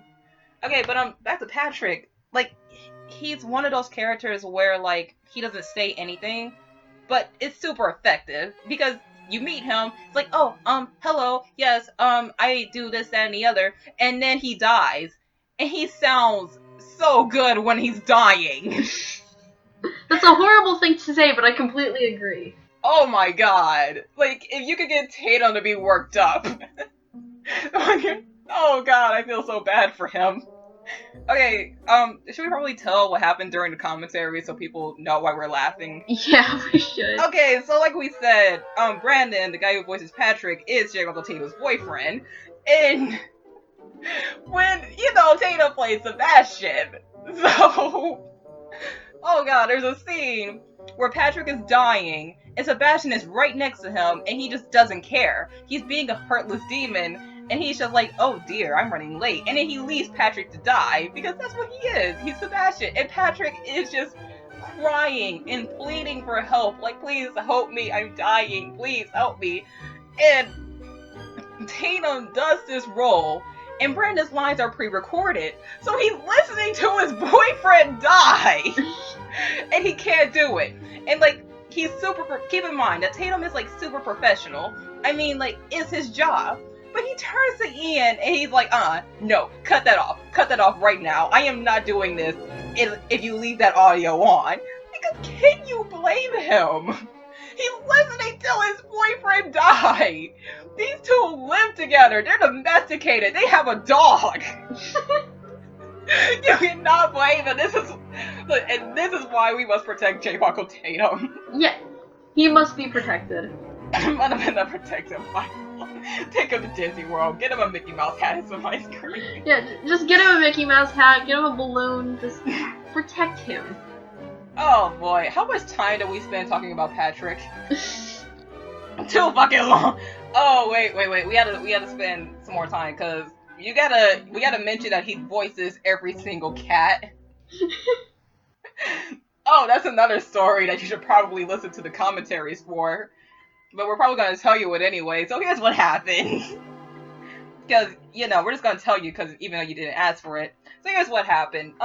Ian was going over, was reviewing the dub, and Sebastian comes across this cat, and the cat, just a silent nothing comes out of the cat's mouth, and he is like, oh no, okay, he's like panicking like that SpongeBob meme, and he's like, okay, we need to fix this, I know what to do. So, what does Sebastian love? He loves cats. Who was Sebastian voiced by? He's voiced by J. Michael Tatum. Who does J. Michael Tatum love? He loves his boyfriend Brandon. I'm sorry, I had to do it in that voice. So, he calls up Brandon. He sneaks him into the office past everyone. Not even Tatum knew that he was there. He gets him into a booth and he just has him do this series of meows just so they can dub it in. And yeah, that's what happened. That is just beautiful on so many levels. That is so cute. That is adorable. Like, the fact that he voices all of the cats, and the fact that Michael got pissed when he heard Brandon dying. That is adorable. Protect these boys. Protect them both. And Brina. Actually, don't protect Brina. Actually, protect her, but don't protect her, because she didn't know that Michael was Jeremy. No, just protect Brina. Okay, we spent way too much time on Patrick. I feel like we did. Yeah. Okay, let's move on to George Ball Simmons, who is voiced by Tyson Reinhardt. And if you don't know Tyson, well, don't feel bad because I kind of don't know him either. But he voices Australia and Italia. He has a role in all of the high school DxDs. I don't know who this guy is. He's playing. Oh dear God, he's in Carnival. We don't talk about that one. Red Data Girl, he's in Rolling Girls, he's in a bunch of stuff that I do not know at all. I'm sorry, I don't know. He's in stuff that I haven't seen, I don't know what he played, but whatever. Who cares? Because I really liked him. Mm-hmm. And, okay, what about you? Like, again, it's a short role because, he dies. Death and all that. Yeah, but, I mean, for the moments he was on screen and not a corpse, like... Wait, wasn't he the one that got impaled? Hmm? Didn't he get impaled? Yeah? Wasn't he the one that was like dead in the chair? Yeah, he was the one that got stabbed with the poker, I think. Or either that or he was drunk. I think it was kind of... Wasn't it both that he got Well, stabbed who and cares? poisoned? Only 3 people lived. I don't fucking remember, man. But like I was saying, the moments when he was on screen were entertaining. Like, everybody here was entertaining. What are we saying? Okay, but, God, I really don't have anything to say about this other than I really enjoyed it. Yeah, it was nice. But, like, these are very small roles, so it's hard to go into detail. You know, unless you're Brandon. Mm-hmm. And we just laugh over your death and apologize for heavily doubting you. And wishing that you would do more work. Please, Brandon. Yeah. I send out my best wishes that you get a main role one day. Oh, God, please, Brandon, please. Like, I would love to see that. And I will tell you when that happens, because his Twitter's been pretty quiet lately. Kind of. Yep. So, Funimation, I know you're dubbing every show you have this season. I'm talking about, like, all 15, even the terrible ones. So why don't you call, good old Brandon here and give him a main role in a good show? You guys only have 5 voice actors, so... Yeah, we're sick of playing who's that voice actor? Is it Hapricorn? Is it Mignana? Is it Tatum? No, it's Brandon. Yay! Okay, I totally forget where this is on my computer, because I want to find this. What? Oh yeah, welcome to Funimation, where we have 5 voice actors. 4 of them are Vic Mignogna in different wigs. Oh god, that's fantastic! Did you find that on Tumblr? Yeah, I did. Of course you found it on Tumblr! Okay. That is fantastic. I love that. Okay. Alright, let's move on here. Yeah. Let's move on to the cutest couple in this show. That's not the animated one, not Tatum and Brandon. Irene and Gimsby, my bad. So, we're doing them together. So Irene is voiced by all hell the fiery redhead demon pervert Jamie Markey. Yeah, we had to do that because Jamie is awesome. If you don't know her, she wrote the dub to Hetalia. And she's also the narrator. So remember that one yaoi joke that was in the movie? Yeah, she put that in for herself. Rob. She wrote the show. She gets to say whatever she wants. Mm-hmm. Jamie is awesome. But besides Hetalia, Jamie was in Boku no Hero as the giant, chick, you know, the chick with the giant powers that was in episode 1 and then never came back. She was in Dead Man Wonderland. She was in Death Parade. I think was she the mom in Death Parade? No, she was, okay, what was the name of the one Death Parade chick that got into top 32 sexy men and women? They said Ona, but I don't know if that's her real name. Well, that's her. That's who she plays. The chick with the black hair. The chick that doesn't have a name for the majority of the anime. Well, she's the one with the black hair and a white streak. She's listed as a main character. Yeah, she is the main character, but like she doesn't have a name for the majority of the series. Well, you've seen Death Parade. I've seen Death Parade, and I've cried profusely, so... Oh god, is it really that sad? The ending is so sad. Oh god, okay. I really gotta watch it. But anyway, she's Go and Free, which is another reason why she's the pervert queen. She's... Go, you piece of shit! Okay, fine, it's Ko and Free, there you go. She's the Neko teacher in Rosario and Vampire, whose name I cannot remember at the very moment, even though I freaking loved her. Oh, she's in Harmony. Ah, that's kind of cool to know. She's Rize in High School DxD. She's one of the many Hell Sci Fantasy voices, and Is This a Zombie? Already listed her as the narrator in Hetalia. Is there anything else we have to note her for? No? You got the big ones. Yeah, we got all the big ones. So, let me just say I feel betrayed. Not by Jamie. Jamie did fine. But, I feel betrayed with Irene.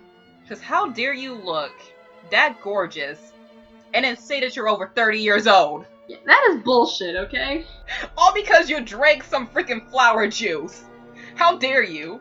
With your freaking pretty purple eyes and your hair that looks very long and soft to touch. I bet she actually is a vampire.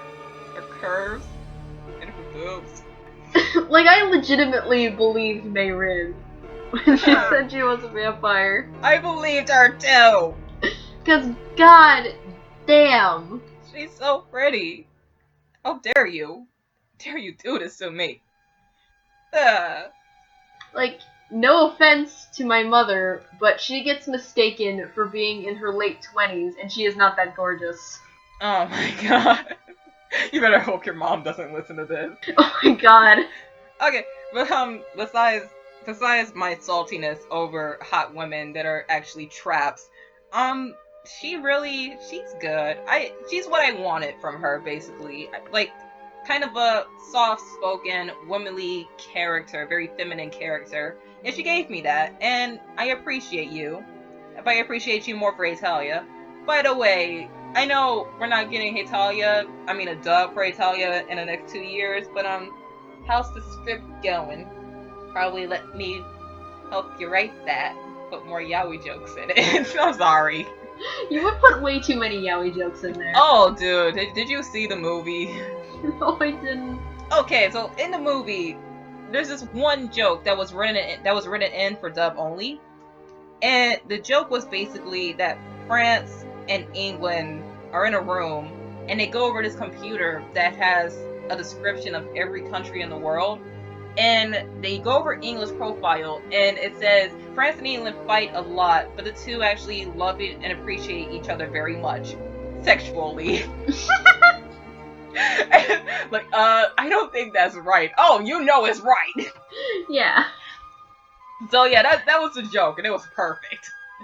Okay, but yeah, she gave me what I wanted, and I appreciate her for that. So thank you, you beautiful perverted redhead demon. And we should probably meet and have lunch, maybe. I'm just suggesting stuff. I'm not a sad lonely lesbian. Who said I was a sad lonely lesbian? Okay, what about you? Like, she did well. Like you said, like, she gave exactly what she should have for this character, and it was very good. It was very good. So you ready to move on, you lonely lesbian? No.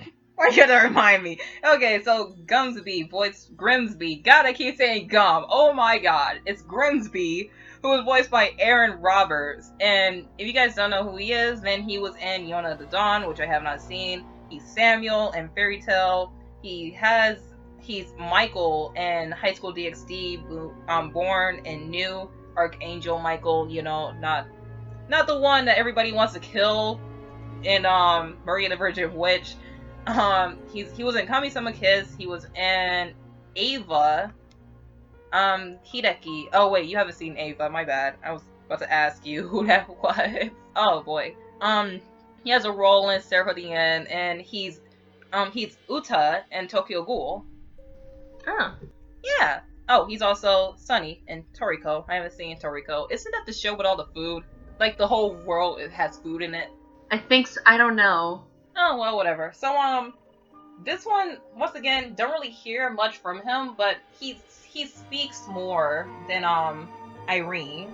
And am I the only one who thought that he looked like Joker, like, a lot? Yeah. Because when I first watched it, a few years ago, I first saw him and I was like, wait, didn't Joker die? And then it's all like, oh, I'm Gunsby. I run a theater, and I'm also super rich, and this is my super hot girlfriend. And then I'm just like, are you sure you're not, like, Joker's long-lost brother or something like that?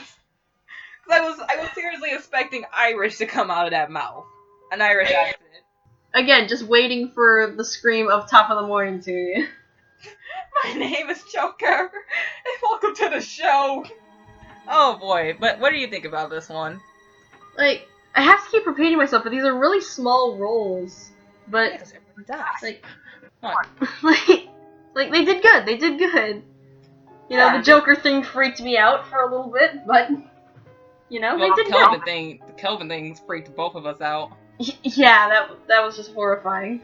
Yeah, that is very scary. But yeah, this is just another one that gave me what I wanted, and I have nothing else to say about it. Yeah, like there's not much you can say in it because it's a small role, but it's the role that you would want and what you would expect, and it's good. Yeah, so, ready to move on? Yeah. Okay, so let's move on to Carl Woodley, who is another guy who died. I think he was the guy that CL and Sebastian were going after. These are forgettable characters because, they're all dead. Yeah.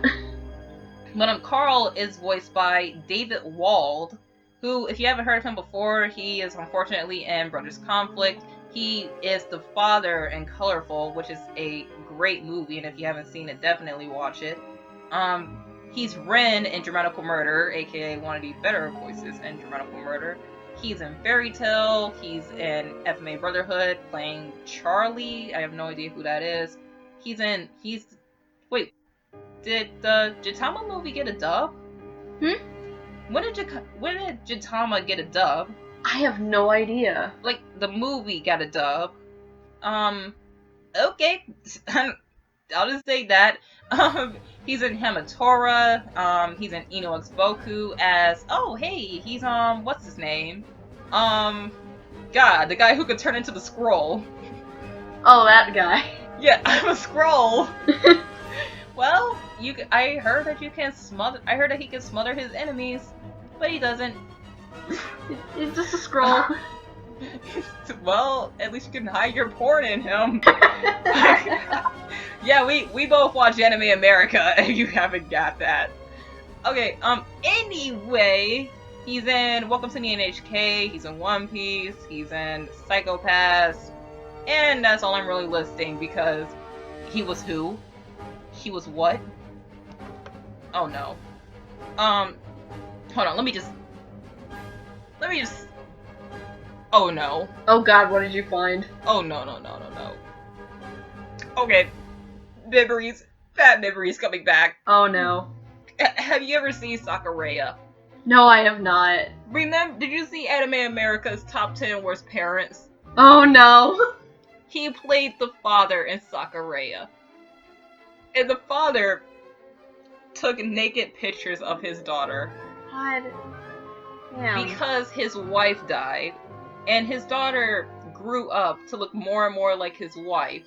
And he's obsessed with his daughter because his daughter looked like his wife and bad memories. Very bad memories. Oh god. Oh, no. Oh my god. I watched that show 3 weeks ago. I'm still not over it. Okay, Carl, you start this off, like, try not to throw up. Jesus. Why? Wait, this friggin' video is just full. You get disturbed. Just... Oh, God. You started. God. Frickin'... Wow. Yep, I'm sorry. Look. No. Do we both really have nothing to say about this one? I have nothing... Mostly because I'm horrified that this character exists. No, that's Sakureya, not Black Butler. Yeah. But the fact that David Wald voiced that character. Yeah, I'm still trying to get over this freaking Sakureya character. Oh boy, it's actually a pretty good show. But it's rushed to death, so that sucks. Okay, but David Wald, really nothing much to say about him. But just what we got was good because, wait, didn't he have like a German accent? Did he? Yeah, like a very faint one. There was a German character, and I forgot who did it. But like, anyway, doesn't matter because I like it all. But yeah, there was a character from Germany, and he had like a very small German accent. It was actually kind of British, but a little bit of German, and I actually kind of like that because although he was from Germany, he actually grew up in Britain. I mean, no, well, he was stationed in Britain. That, you know what I mean, from Germany. Yeah. Whatever. But yeah, like what we got with him was good. What about you? Like, yeah, it's good. Who cares? Everybody here is good. Everyone's good. Let's just say everyone's good. Everyone is good, but we still gotta review 2 more. Yep. Okay, so let's move on to Charles Gray, who is one of the better characters in this OVA. And Charles is voiced by Clifford Chapman, who is a wonderful, beautiful human creature, mind you. He is in Yona the Dawn as Yun. I don't know, I haven't seen Yona the Dawn. I am sorry. He is in Attack on Titan as Connie. He is in Free Eternal Summer. He is in Noragami as why God. Okay, this role isn't disgusting, but I forgotten about this. You haven't seen Noragami, but he plays Fujisaki in Noragami, and he's a character that I really want to punch in the face, and I honestly forgot that he did that character, so we're just gonna move on here before I go from disgust to anger. Don't punch your computer, please. Okay, I'm done. He's currently in the broadcast dub for Sir Vamp, playing the main character whose name I do not remember. Oh, he was in Shonen Maid. That's good to know. And that's about it. Oh, right. He was Hide. Yay! He was Hide in Tokyo Ghoul. Hide! Oh, you poor soul. You poor little thing. You just tried to protect your friend. Hide goes in the pile. He's going in the pile. Put him in the pile. He tried to protect his friend. Now we must protect him. He's like, yeah, you try to protect someone. Now are we just attempting to make a meme throughout this entire review? Why does it seem like that? Put it in a pile. Oh my god, share this video on Tumblr when it goes up. We're gonna see how many people actually are gonna make a meme out of this. Just do it now. Okay, what do you think about Charles? I'm spacing out so bad. I really need to eat. Oh, Charles is the blonde guy who ate a lot, and he came to CL's manor with the request from the queen. I mean, he wasn't blonde. He had white hair. Yeah, he was the silvery bitch. Yeah, and he was Charles was a very entertaining character, and yeah, he was a very entertaining guy. Yeah, and Clifford is also very entertaining. So yeah, I like him. What about you? Like, the second I saw him just burst into the manor and welcome to the manor, like, what up, I got a letter. I was just like, you are probably going to be a bitch, but I will love you anyway. Cause, we like douchebag characters. Like, as characters are douchebags. Yeah! Like, just look at my pile of characters that I would just love to have a harem with, and they are all assholes. Shamelessly put Ayato from Diabolic Lovers into mine. They're nothing but assholes and cinnamon buns. I have no in between on this. That's true. Like, shamelessly put another character who I will not be naming in mine, cause I am trash like that. I'm not gonna say names here because I have a bad enough reputation already, but 2 of mine that are high on the list are both tried to take over the world, are not human, and got foiled by 12-year-olds. And I know what she's talking about, so we're not gonna do this today. Moving on to the final voice. Forget about everything that just happened, because we're going on to Arthur, who's, forgive me if I say this wrong, because I know I'm going to butcher this one to death. Tylison Axelrod. I know I say his last name, but his first name I have a lot of trouble with, so we're just gonna call him Axelrod for the rest of this. And that's a fucking metal last name. Axelrod. Yeah, pretty much. Actually, his My Anime List page gives me a different name. When the Funimation page, yeah, they're both different names. I really don't know why. Huh. Still, that name is metal as fuck. I'll just use I'll probably just use the My Anime List name, but his name on My Anime List is Jeff Tylerson. I don't know, but anyway, this guy's been around for a little bit. If you listen to the commentaries, he calls himself the poor man's J. Michael Tatum, because everybody needs a poor man's something. Yep. Like a poor man's Vic Mignogna. And he was in A few things like Monster, a fairy tale movie, Hellsing, as who? I don't know. He was a supporting character in Hellsing, and he was in One Piece and Space Dandy, and none of these characters I actually know, so I'm not gonna be saying their name besides Arthur, and I really, really, really liked his Arthur. Yeah. It's like Arthur's a pretty enjoyable character, honestly, because when you see Arthur, he's kind of a guy who's really down the dumps because he's trying to become an author, but he keeps getting rejected, and he really doubts his work. Then he meets CL, and CL gives him some encouragement, and he goes from this kind of weak, measly guy who's ready to give up on his dreams to kind of this guy with more confidence. And then the murders start happening, and he just turns into Sherlock Holmes. And all of those phases, Axel, I'm just gonna call him Alex. I don't care. He really got it. He really did. Yeah, like, being, like, the main new character throughout this entire thing, like, he did really well. I think my favorite moment is when, like, CL mentioned that he's read Arthur's work, and his face just lights up. It is so cute. Oh yeah, that was so precious. Like, what? You did what? Oh my lord, I cannot believe you. Ah, I'm so happy. The first few minutes when he was on screen were just so cute. Yeah, 'cause you see him at first, and then you feel kind of bad for this guy because he's ready to give up on his dreams. Then CL praises him, and he has confidence, and then you feel a bit better. And then he starts solving the murders, and he seems so intelligent that like you really follow him along with this story. He is the perfect main character for this series. I mean, this OVA. Like, yeah, sure we have CL, but CL's kind of a prick. So.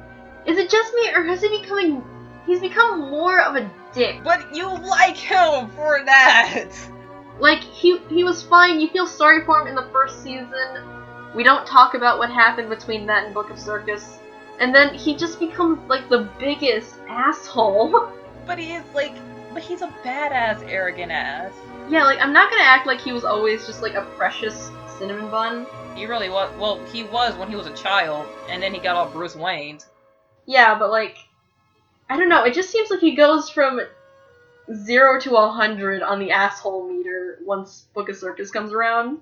Oh yeah, it's like super quick. Especially at the ending of Book of Murder, where he lies to Snake and says that his family is okay. Yeah, just wow. And I'm just sitting here like, I really need to keep reading the manga now. Because I stopped reading the manga, I stopped reading the manga, a few years ago. I forgot which part I stopped at, but it wasn't far. I think it was, like, before Book of Circus when I stopped reading the manga. And the more you read the manga, the more I read the manga, the more I realized that A1 Pictures has really learned their lesson with this franchise. Because in the manga, the characters were a lot better, it was more developed, things were much better written. And then you get to the anime, and the anime does so many little things that kind of made me praise the studio, like the character development, because in the manga, Sebastian was more of a demon learning how to be human, and he liked to poke fun at CL a lot. Like, remember the one part in the anime wherein Sebastian gives CL his security pillow? And CL gets all pissed, and he's like, no, I like this pillow because it's comfortable. That was Sebastian just being Sebastian, because he realizes that CL is still a child, but CL doesn't know that himself, so he tries to bring him back down to earth, and, just to make him feel young again, and remind him, hey, I know that you don't know that you're not invincible, but you're also not an adult. You're going to need a lot of help and trouble, and you gotta live your life a little bit. And that's something that Sebastian learned over time, because he's a demon. In the manga, he's more of a demon learning how to be human, when in the anime, he's a lot more num num num CL soul. And that doesn't really change until season 3. I just love what they've done with, like, Sebastian and CL's relationship, like with how they interact with one another. Like, Oh, especially in the third season and this OVA, like, they're just, I don't know why, they just have like a lot of those like playfully asshole moments. Like the part where Theo was laughing at when he got to slap Sebastian over and over again. Like, oh, that's a dick move. But you can't help but laugh with him. Yeah, like they work together as a partnership, but they don't necessarily like each other. You just pissed off Tumblr there. I know I pissed off Tumblr, but shush. Oh boy, I'm pretty sure season 3 in this OVA spawned a lot more dirty fan art. Yeah, no doubt, but You have a Tumblr account, you know. Hey guys, just me here interrupting the video by saying that Emma and I got pretty sidetracked during this point for about a good 3 minutes. I promised her that I would cut this out of the video, and I did. So what you're about to hear is a good 3 to 4 minute time skip because we got pretty distracted. So yeah, without further ado, I'll let the video resume. Okay, well, I just realized that we spent way too long talking about the show and not talking about Patrick. yep. I mean, not Patrick, Arthur. So We got derailed really fast. yeah, what is this thing called coherence?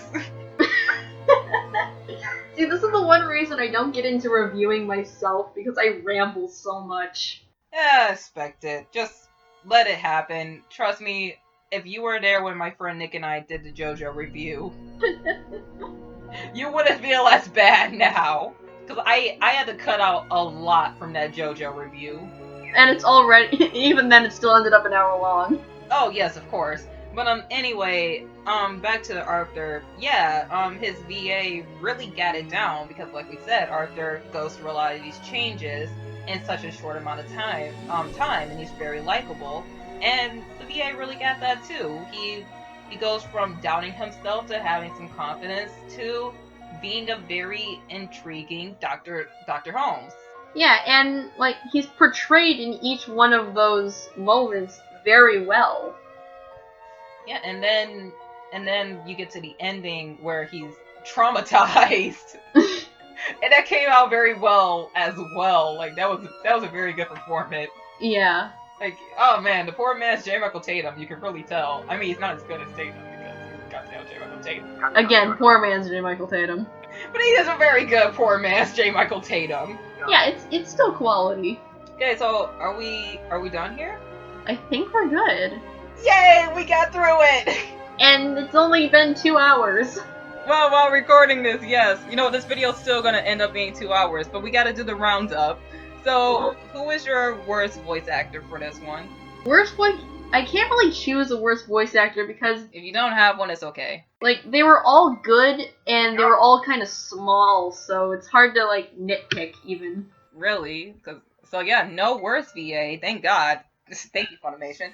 But, how about the best VA? That's hard to choose. It's like, I want to say Arthur because that's the one I remember the most, and he's adorable as shit. Oh yes, protect Arthur. Yeah. No, Arthur doesn't need protecting. He became a famous author. Who cares? Yeah, he turned out fine. You don't need to protect him. He has a kid. Yeah, he's okay. Unlike Armin. I'm sorry. No! I'm sorry. I'm sorry. You bitch! Okay, best VA. Come on, get a best one. So is your best one Arthur, or are you gonna get a new one? Yeah. Are you gonna get a new one? I'm gonna say Arthur. Okay, well mine's is Patrick. Cause Brandon, I am seriously so sorry. I doubted you so hard. I said so many things. And then here you come, and you just completely blow me out of the water. And oh my god, it's so good. Like the scene where he's dying and Sebastian's just there, like, oh well, this guy's a lost cause. I was like ready to laugh because, you know, I laughed the first time. Who wouldn't laugh because it's Sebastian being Sebastian? But just as I'm about to start, it just suddenly hits me, and I'm like, oh my god, he's dying! And it's so good. He is so good. Just I'm sorry. Please, do more work. Get larger roles, please. Oh my, I am not satisfied with you, like, saying 10 lines in one show and then being in a whole episode for another, just for one episode. Please get a main role. Try out for a main role, because I would love to hear your voice more. Tatum, help him get a larger role. Oh my god, tweet this to Funimation. Tell them, give Brandon more roles. Yeah, everyone just go and tweet this, like, hashtag more roles for Brandon. Yay, hashtag more roles for Brandon. Oh man, Funimation's never gonna see this video. No. And he's probably never gonna see this video. If he did, he'd probably just fast forward to the part of us talking about him, and then to the ending. Yeah, like, at least someone send him this clip of just, like, get more roles, you beautiful person. Hashtag give Brandon more roles. Oh man, because he's really good. I hope that he does more work, because I am really looking forward to seeing more of him.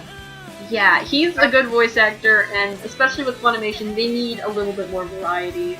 Yeah, because there's a lot of VAs that come and gone, and some of them only done one role, like Grell. Grell is my favorite voice in Black Butler in its entirety, and her voice actor, Daniel, who's a guy, he's only done Grell.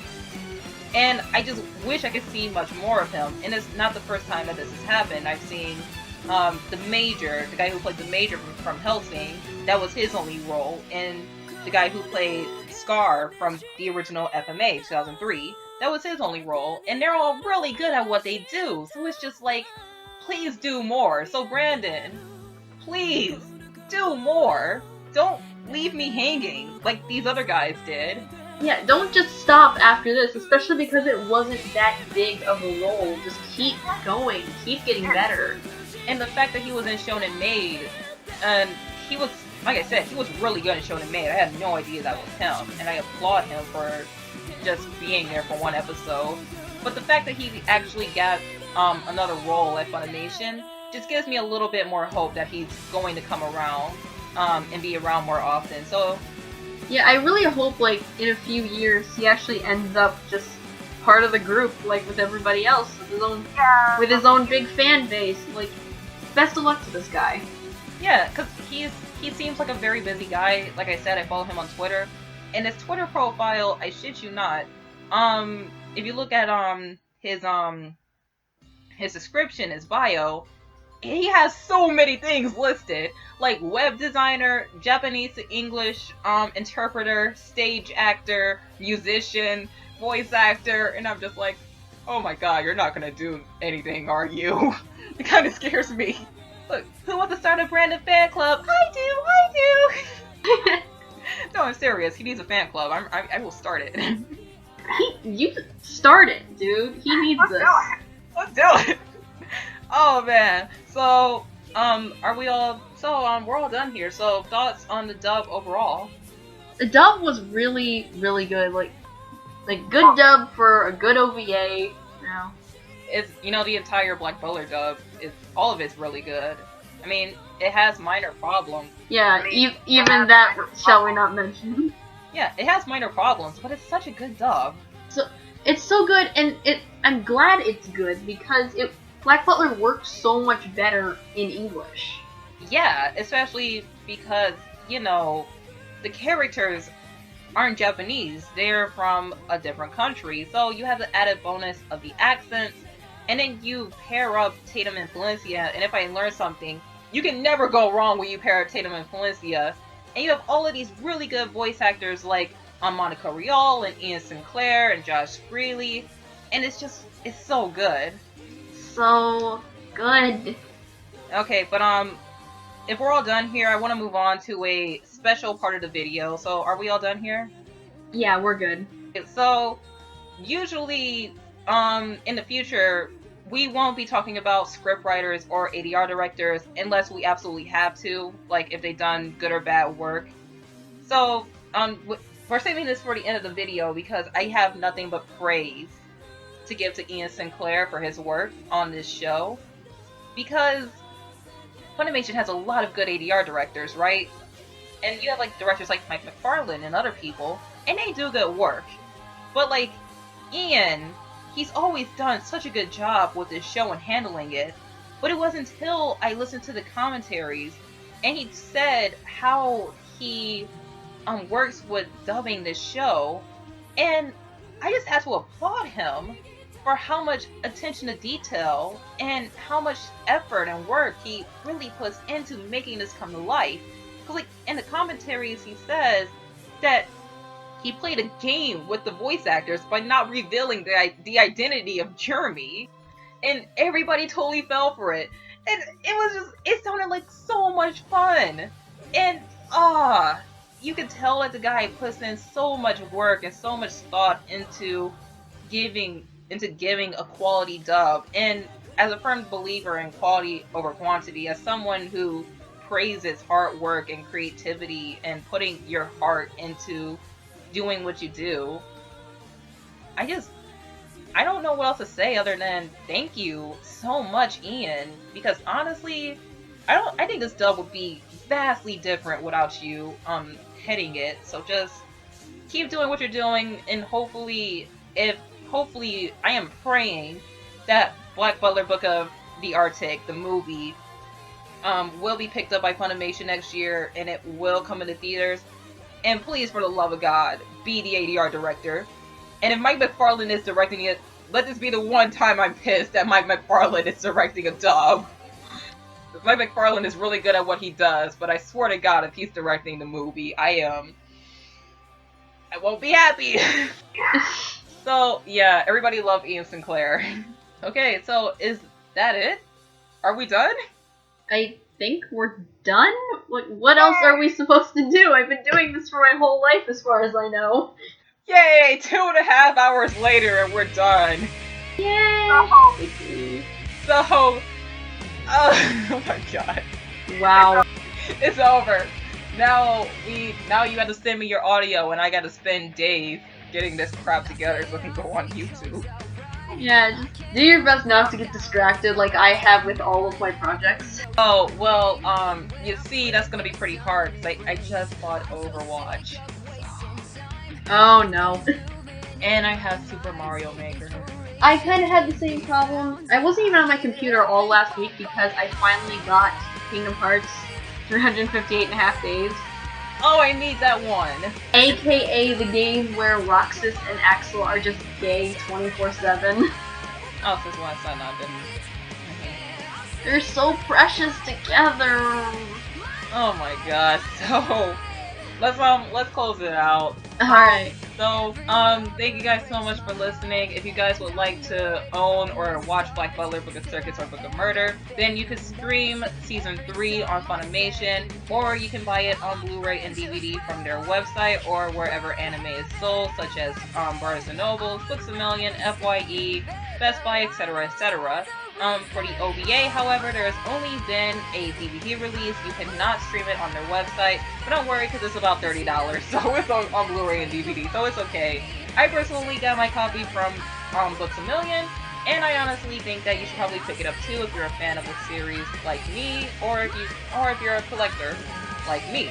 So definitely pick it up and check it out. And you know, if you honestly haven't seen it, then why are you watching this video? We put a spoiler warning at the beginning.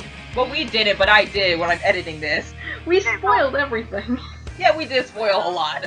So, future videos includes a dub review of Free Eternal Summer, and that's about it for now. Except for Tokyo Ghoul. We're gonna do Tokyo Ghoul. And, hey Emma, I have a question for you. You wanna join me on reviewing a horrible show with an amazing dub cast? Oh boy. Would you like to review Brothers Conflict with me? I could not ask for anything else. Remember, this is the show with Todd Haberkorn, J. Michael Tatum, Eric Vell, David Wall, Colleen Clinkenbeer, Sunny Strait, Sarah Eric Vell? Yeah, Todd Haberkorn, Josh Greeley, Ian Sinclair, Michael Solasad, there's just so many good actors. It's going to be fun. And mind you, this is a bad show. Actually, before we do that, if you would like to do the Brothers Conflict dub, then before we do that, Would you like to review a bad show with an amazing dub cast, but a bad dub? Would you like to review Carnival with me? Oh my god. Would you like to review Carnival with me? I would be honored. We can have fun laughing at amazing people. Because Vic Mignogna and Aaron Dismuke is in it, and they are not good. We have nothing else to do with our lives than laugh at very talented people. Oh, yes. Talented, but misdirected. Other than Vampire Knight, most of the time I cringed. That dub was a guilty pleasure. Oh, I cringed a lot. There was only one good voice actor in the Vampire Knight dub. Thank you, Bryce Papenbrook. Okay, so what do you say? Brothers Conflict, yes or no? Yeah, totally. Okay, what about Carnival? Yeah, like, I would totally love to do more dub reviews with you. Like, it's a lot of fun. Aw, thank you. Oh my god, you know what? We should do One Punch Man. Yeah, let's do the One Punch Man dub. Let's do One Punch Man! Yeah! Okay, so you heard it here. Future dub reviews include Tokyo Ghoul, Free Eternal Summer, Carnival, The Brothers Conflict, and I'm sorry. I'm sorry. That probably hurt your ears. Okay, so actually we're probably not gonna get that Carnival and The Brothers Conflict one out yet because you need to watch them and I need to finish them. Yeah. Yeah, but we can do Tokyo Ghoul. Yeah, let's totally do Tokyo Ghoul. Yeah, we're totally doing Tokyo Ghoul. Not Route A. No, screw Route A. No, we're not. No, we don't care. We don't care, Internet. We don't give a fuck. Oh, God, A sucks. God, actually, season 3 for Tokyo Ghoul has been confirmed. Oh boy. As far as we know, we don't have a season 2. Yeah, God, Route A sucks. Is this going to be a Black Butler, or is this going to be really a Japan we will never learn? Probably both. Black Butler 2. Yep. Like, Route A is basically Black Butler 2. A lot of it's a Black Butler 2. Oh boy, that season sucked. That was bad anime right there. Oh boy. But anyway, thank you all so much for listening. Hope to see you guys in the future. Please remember to like, comment, and subscribe to see more and all along those future videos. Because trust me, the free one is gonna be fun. Along with the Carnival one. And the Brothers Conflict one. No, all of them are gonna be fun. Except for Tokyo Ghoul. We're probably gonna be cowering in fear over Tokyo Ghoul. So yeah, anyway, that's the end of the video. Thank you so much, Emma, for joining me, and can't wait to, get all those other ones out the way with you. Yeah, it would be my pleasure to review more with you. Especially the shitty ones. Oh, yes. Oh boy, get ready. Brothers Conflict. Oh boy, what do I have to say about this one? It's a very, very, very bad reverse harem about a girl who moves in with her 13 stepbrothers. And one of them is a child who's like 5. Well, you always have to have a child. Like, yeah, but who wouldn't want to do their 5-year-old stepbrother? I'd hit it. Yeah, sure, totally, why not? And who wouldn't want to do their possibly late 20s older stepbrother? Yeah, sure, why not? Who's a doctor? It is voiced by J. Michael Tatum. Oh wait, were we just ending this video? Yeah, we were ending this video like 5 minutes ago. Goodbye! And done.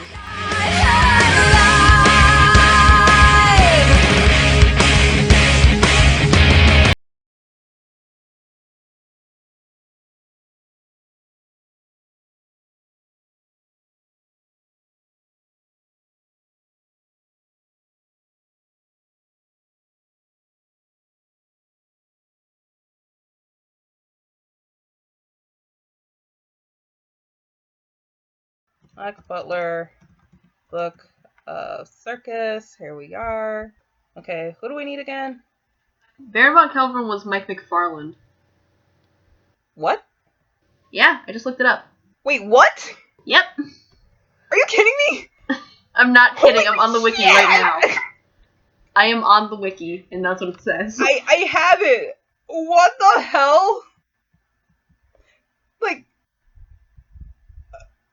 I don't know what to say to that. I honestly... What? What? That's what it says! That's fucking bullshit. That's total fucking bullshit. I don't believe that. Oh my god. No. That's what it said. I don't fucking know. It's listed right here and it's right in front of me, but I can't believe it. Just wow. But he scared the shit out of me. Yeah, serious. That's the thing about it. How do you go from voicing a horse to voicing one of the creepiest bastards of 2014? Seriously. How do you go from voicing a short guy with anger management, with temper problems, who hates drinking milk, and no, I'm not talking about Edward Elric, I'm talking about this character named Crow from the show called Show by Rock, where he absolutely embarrassed himself along with 3 other voice actors, including Ian Sinclair, to a guy that gave me nightmares.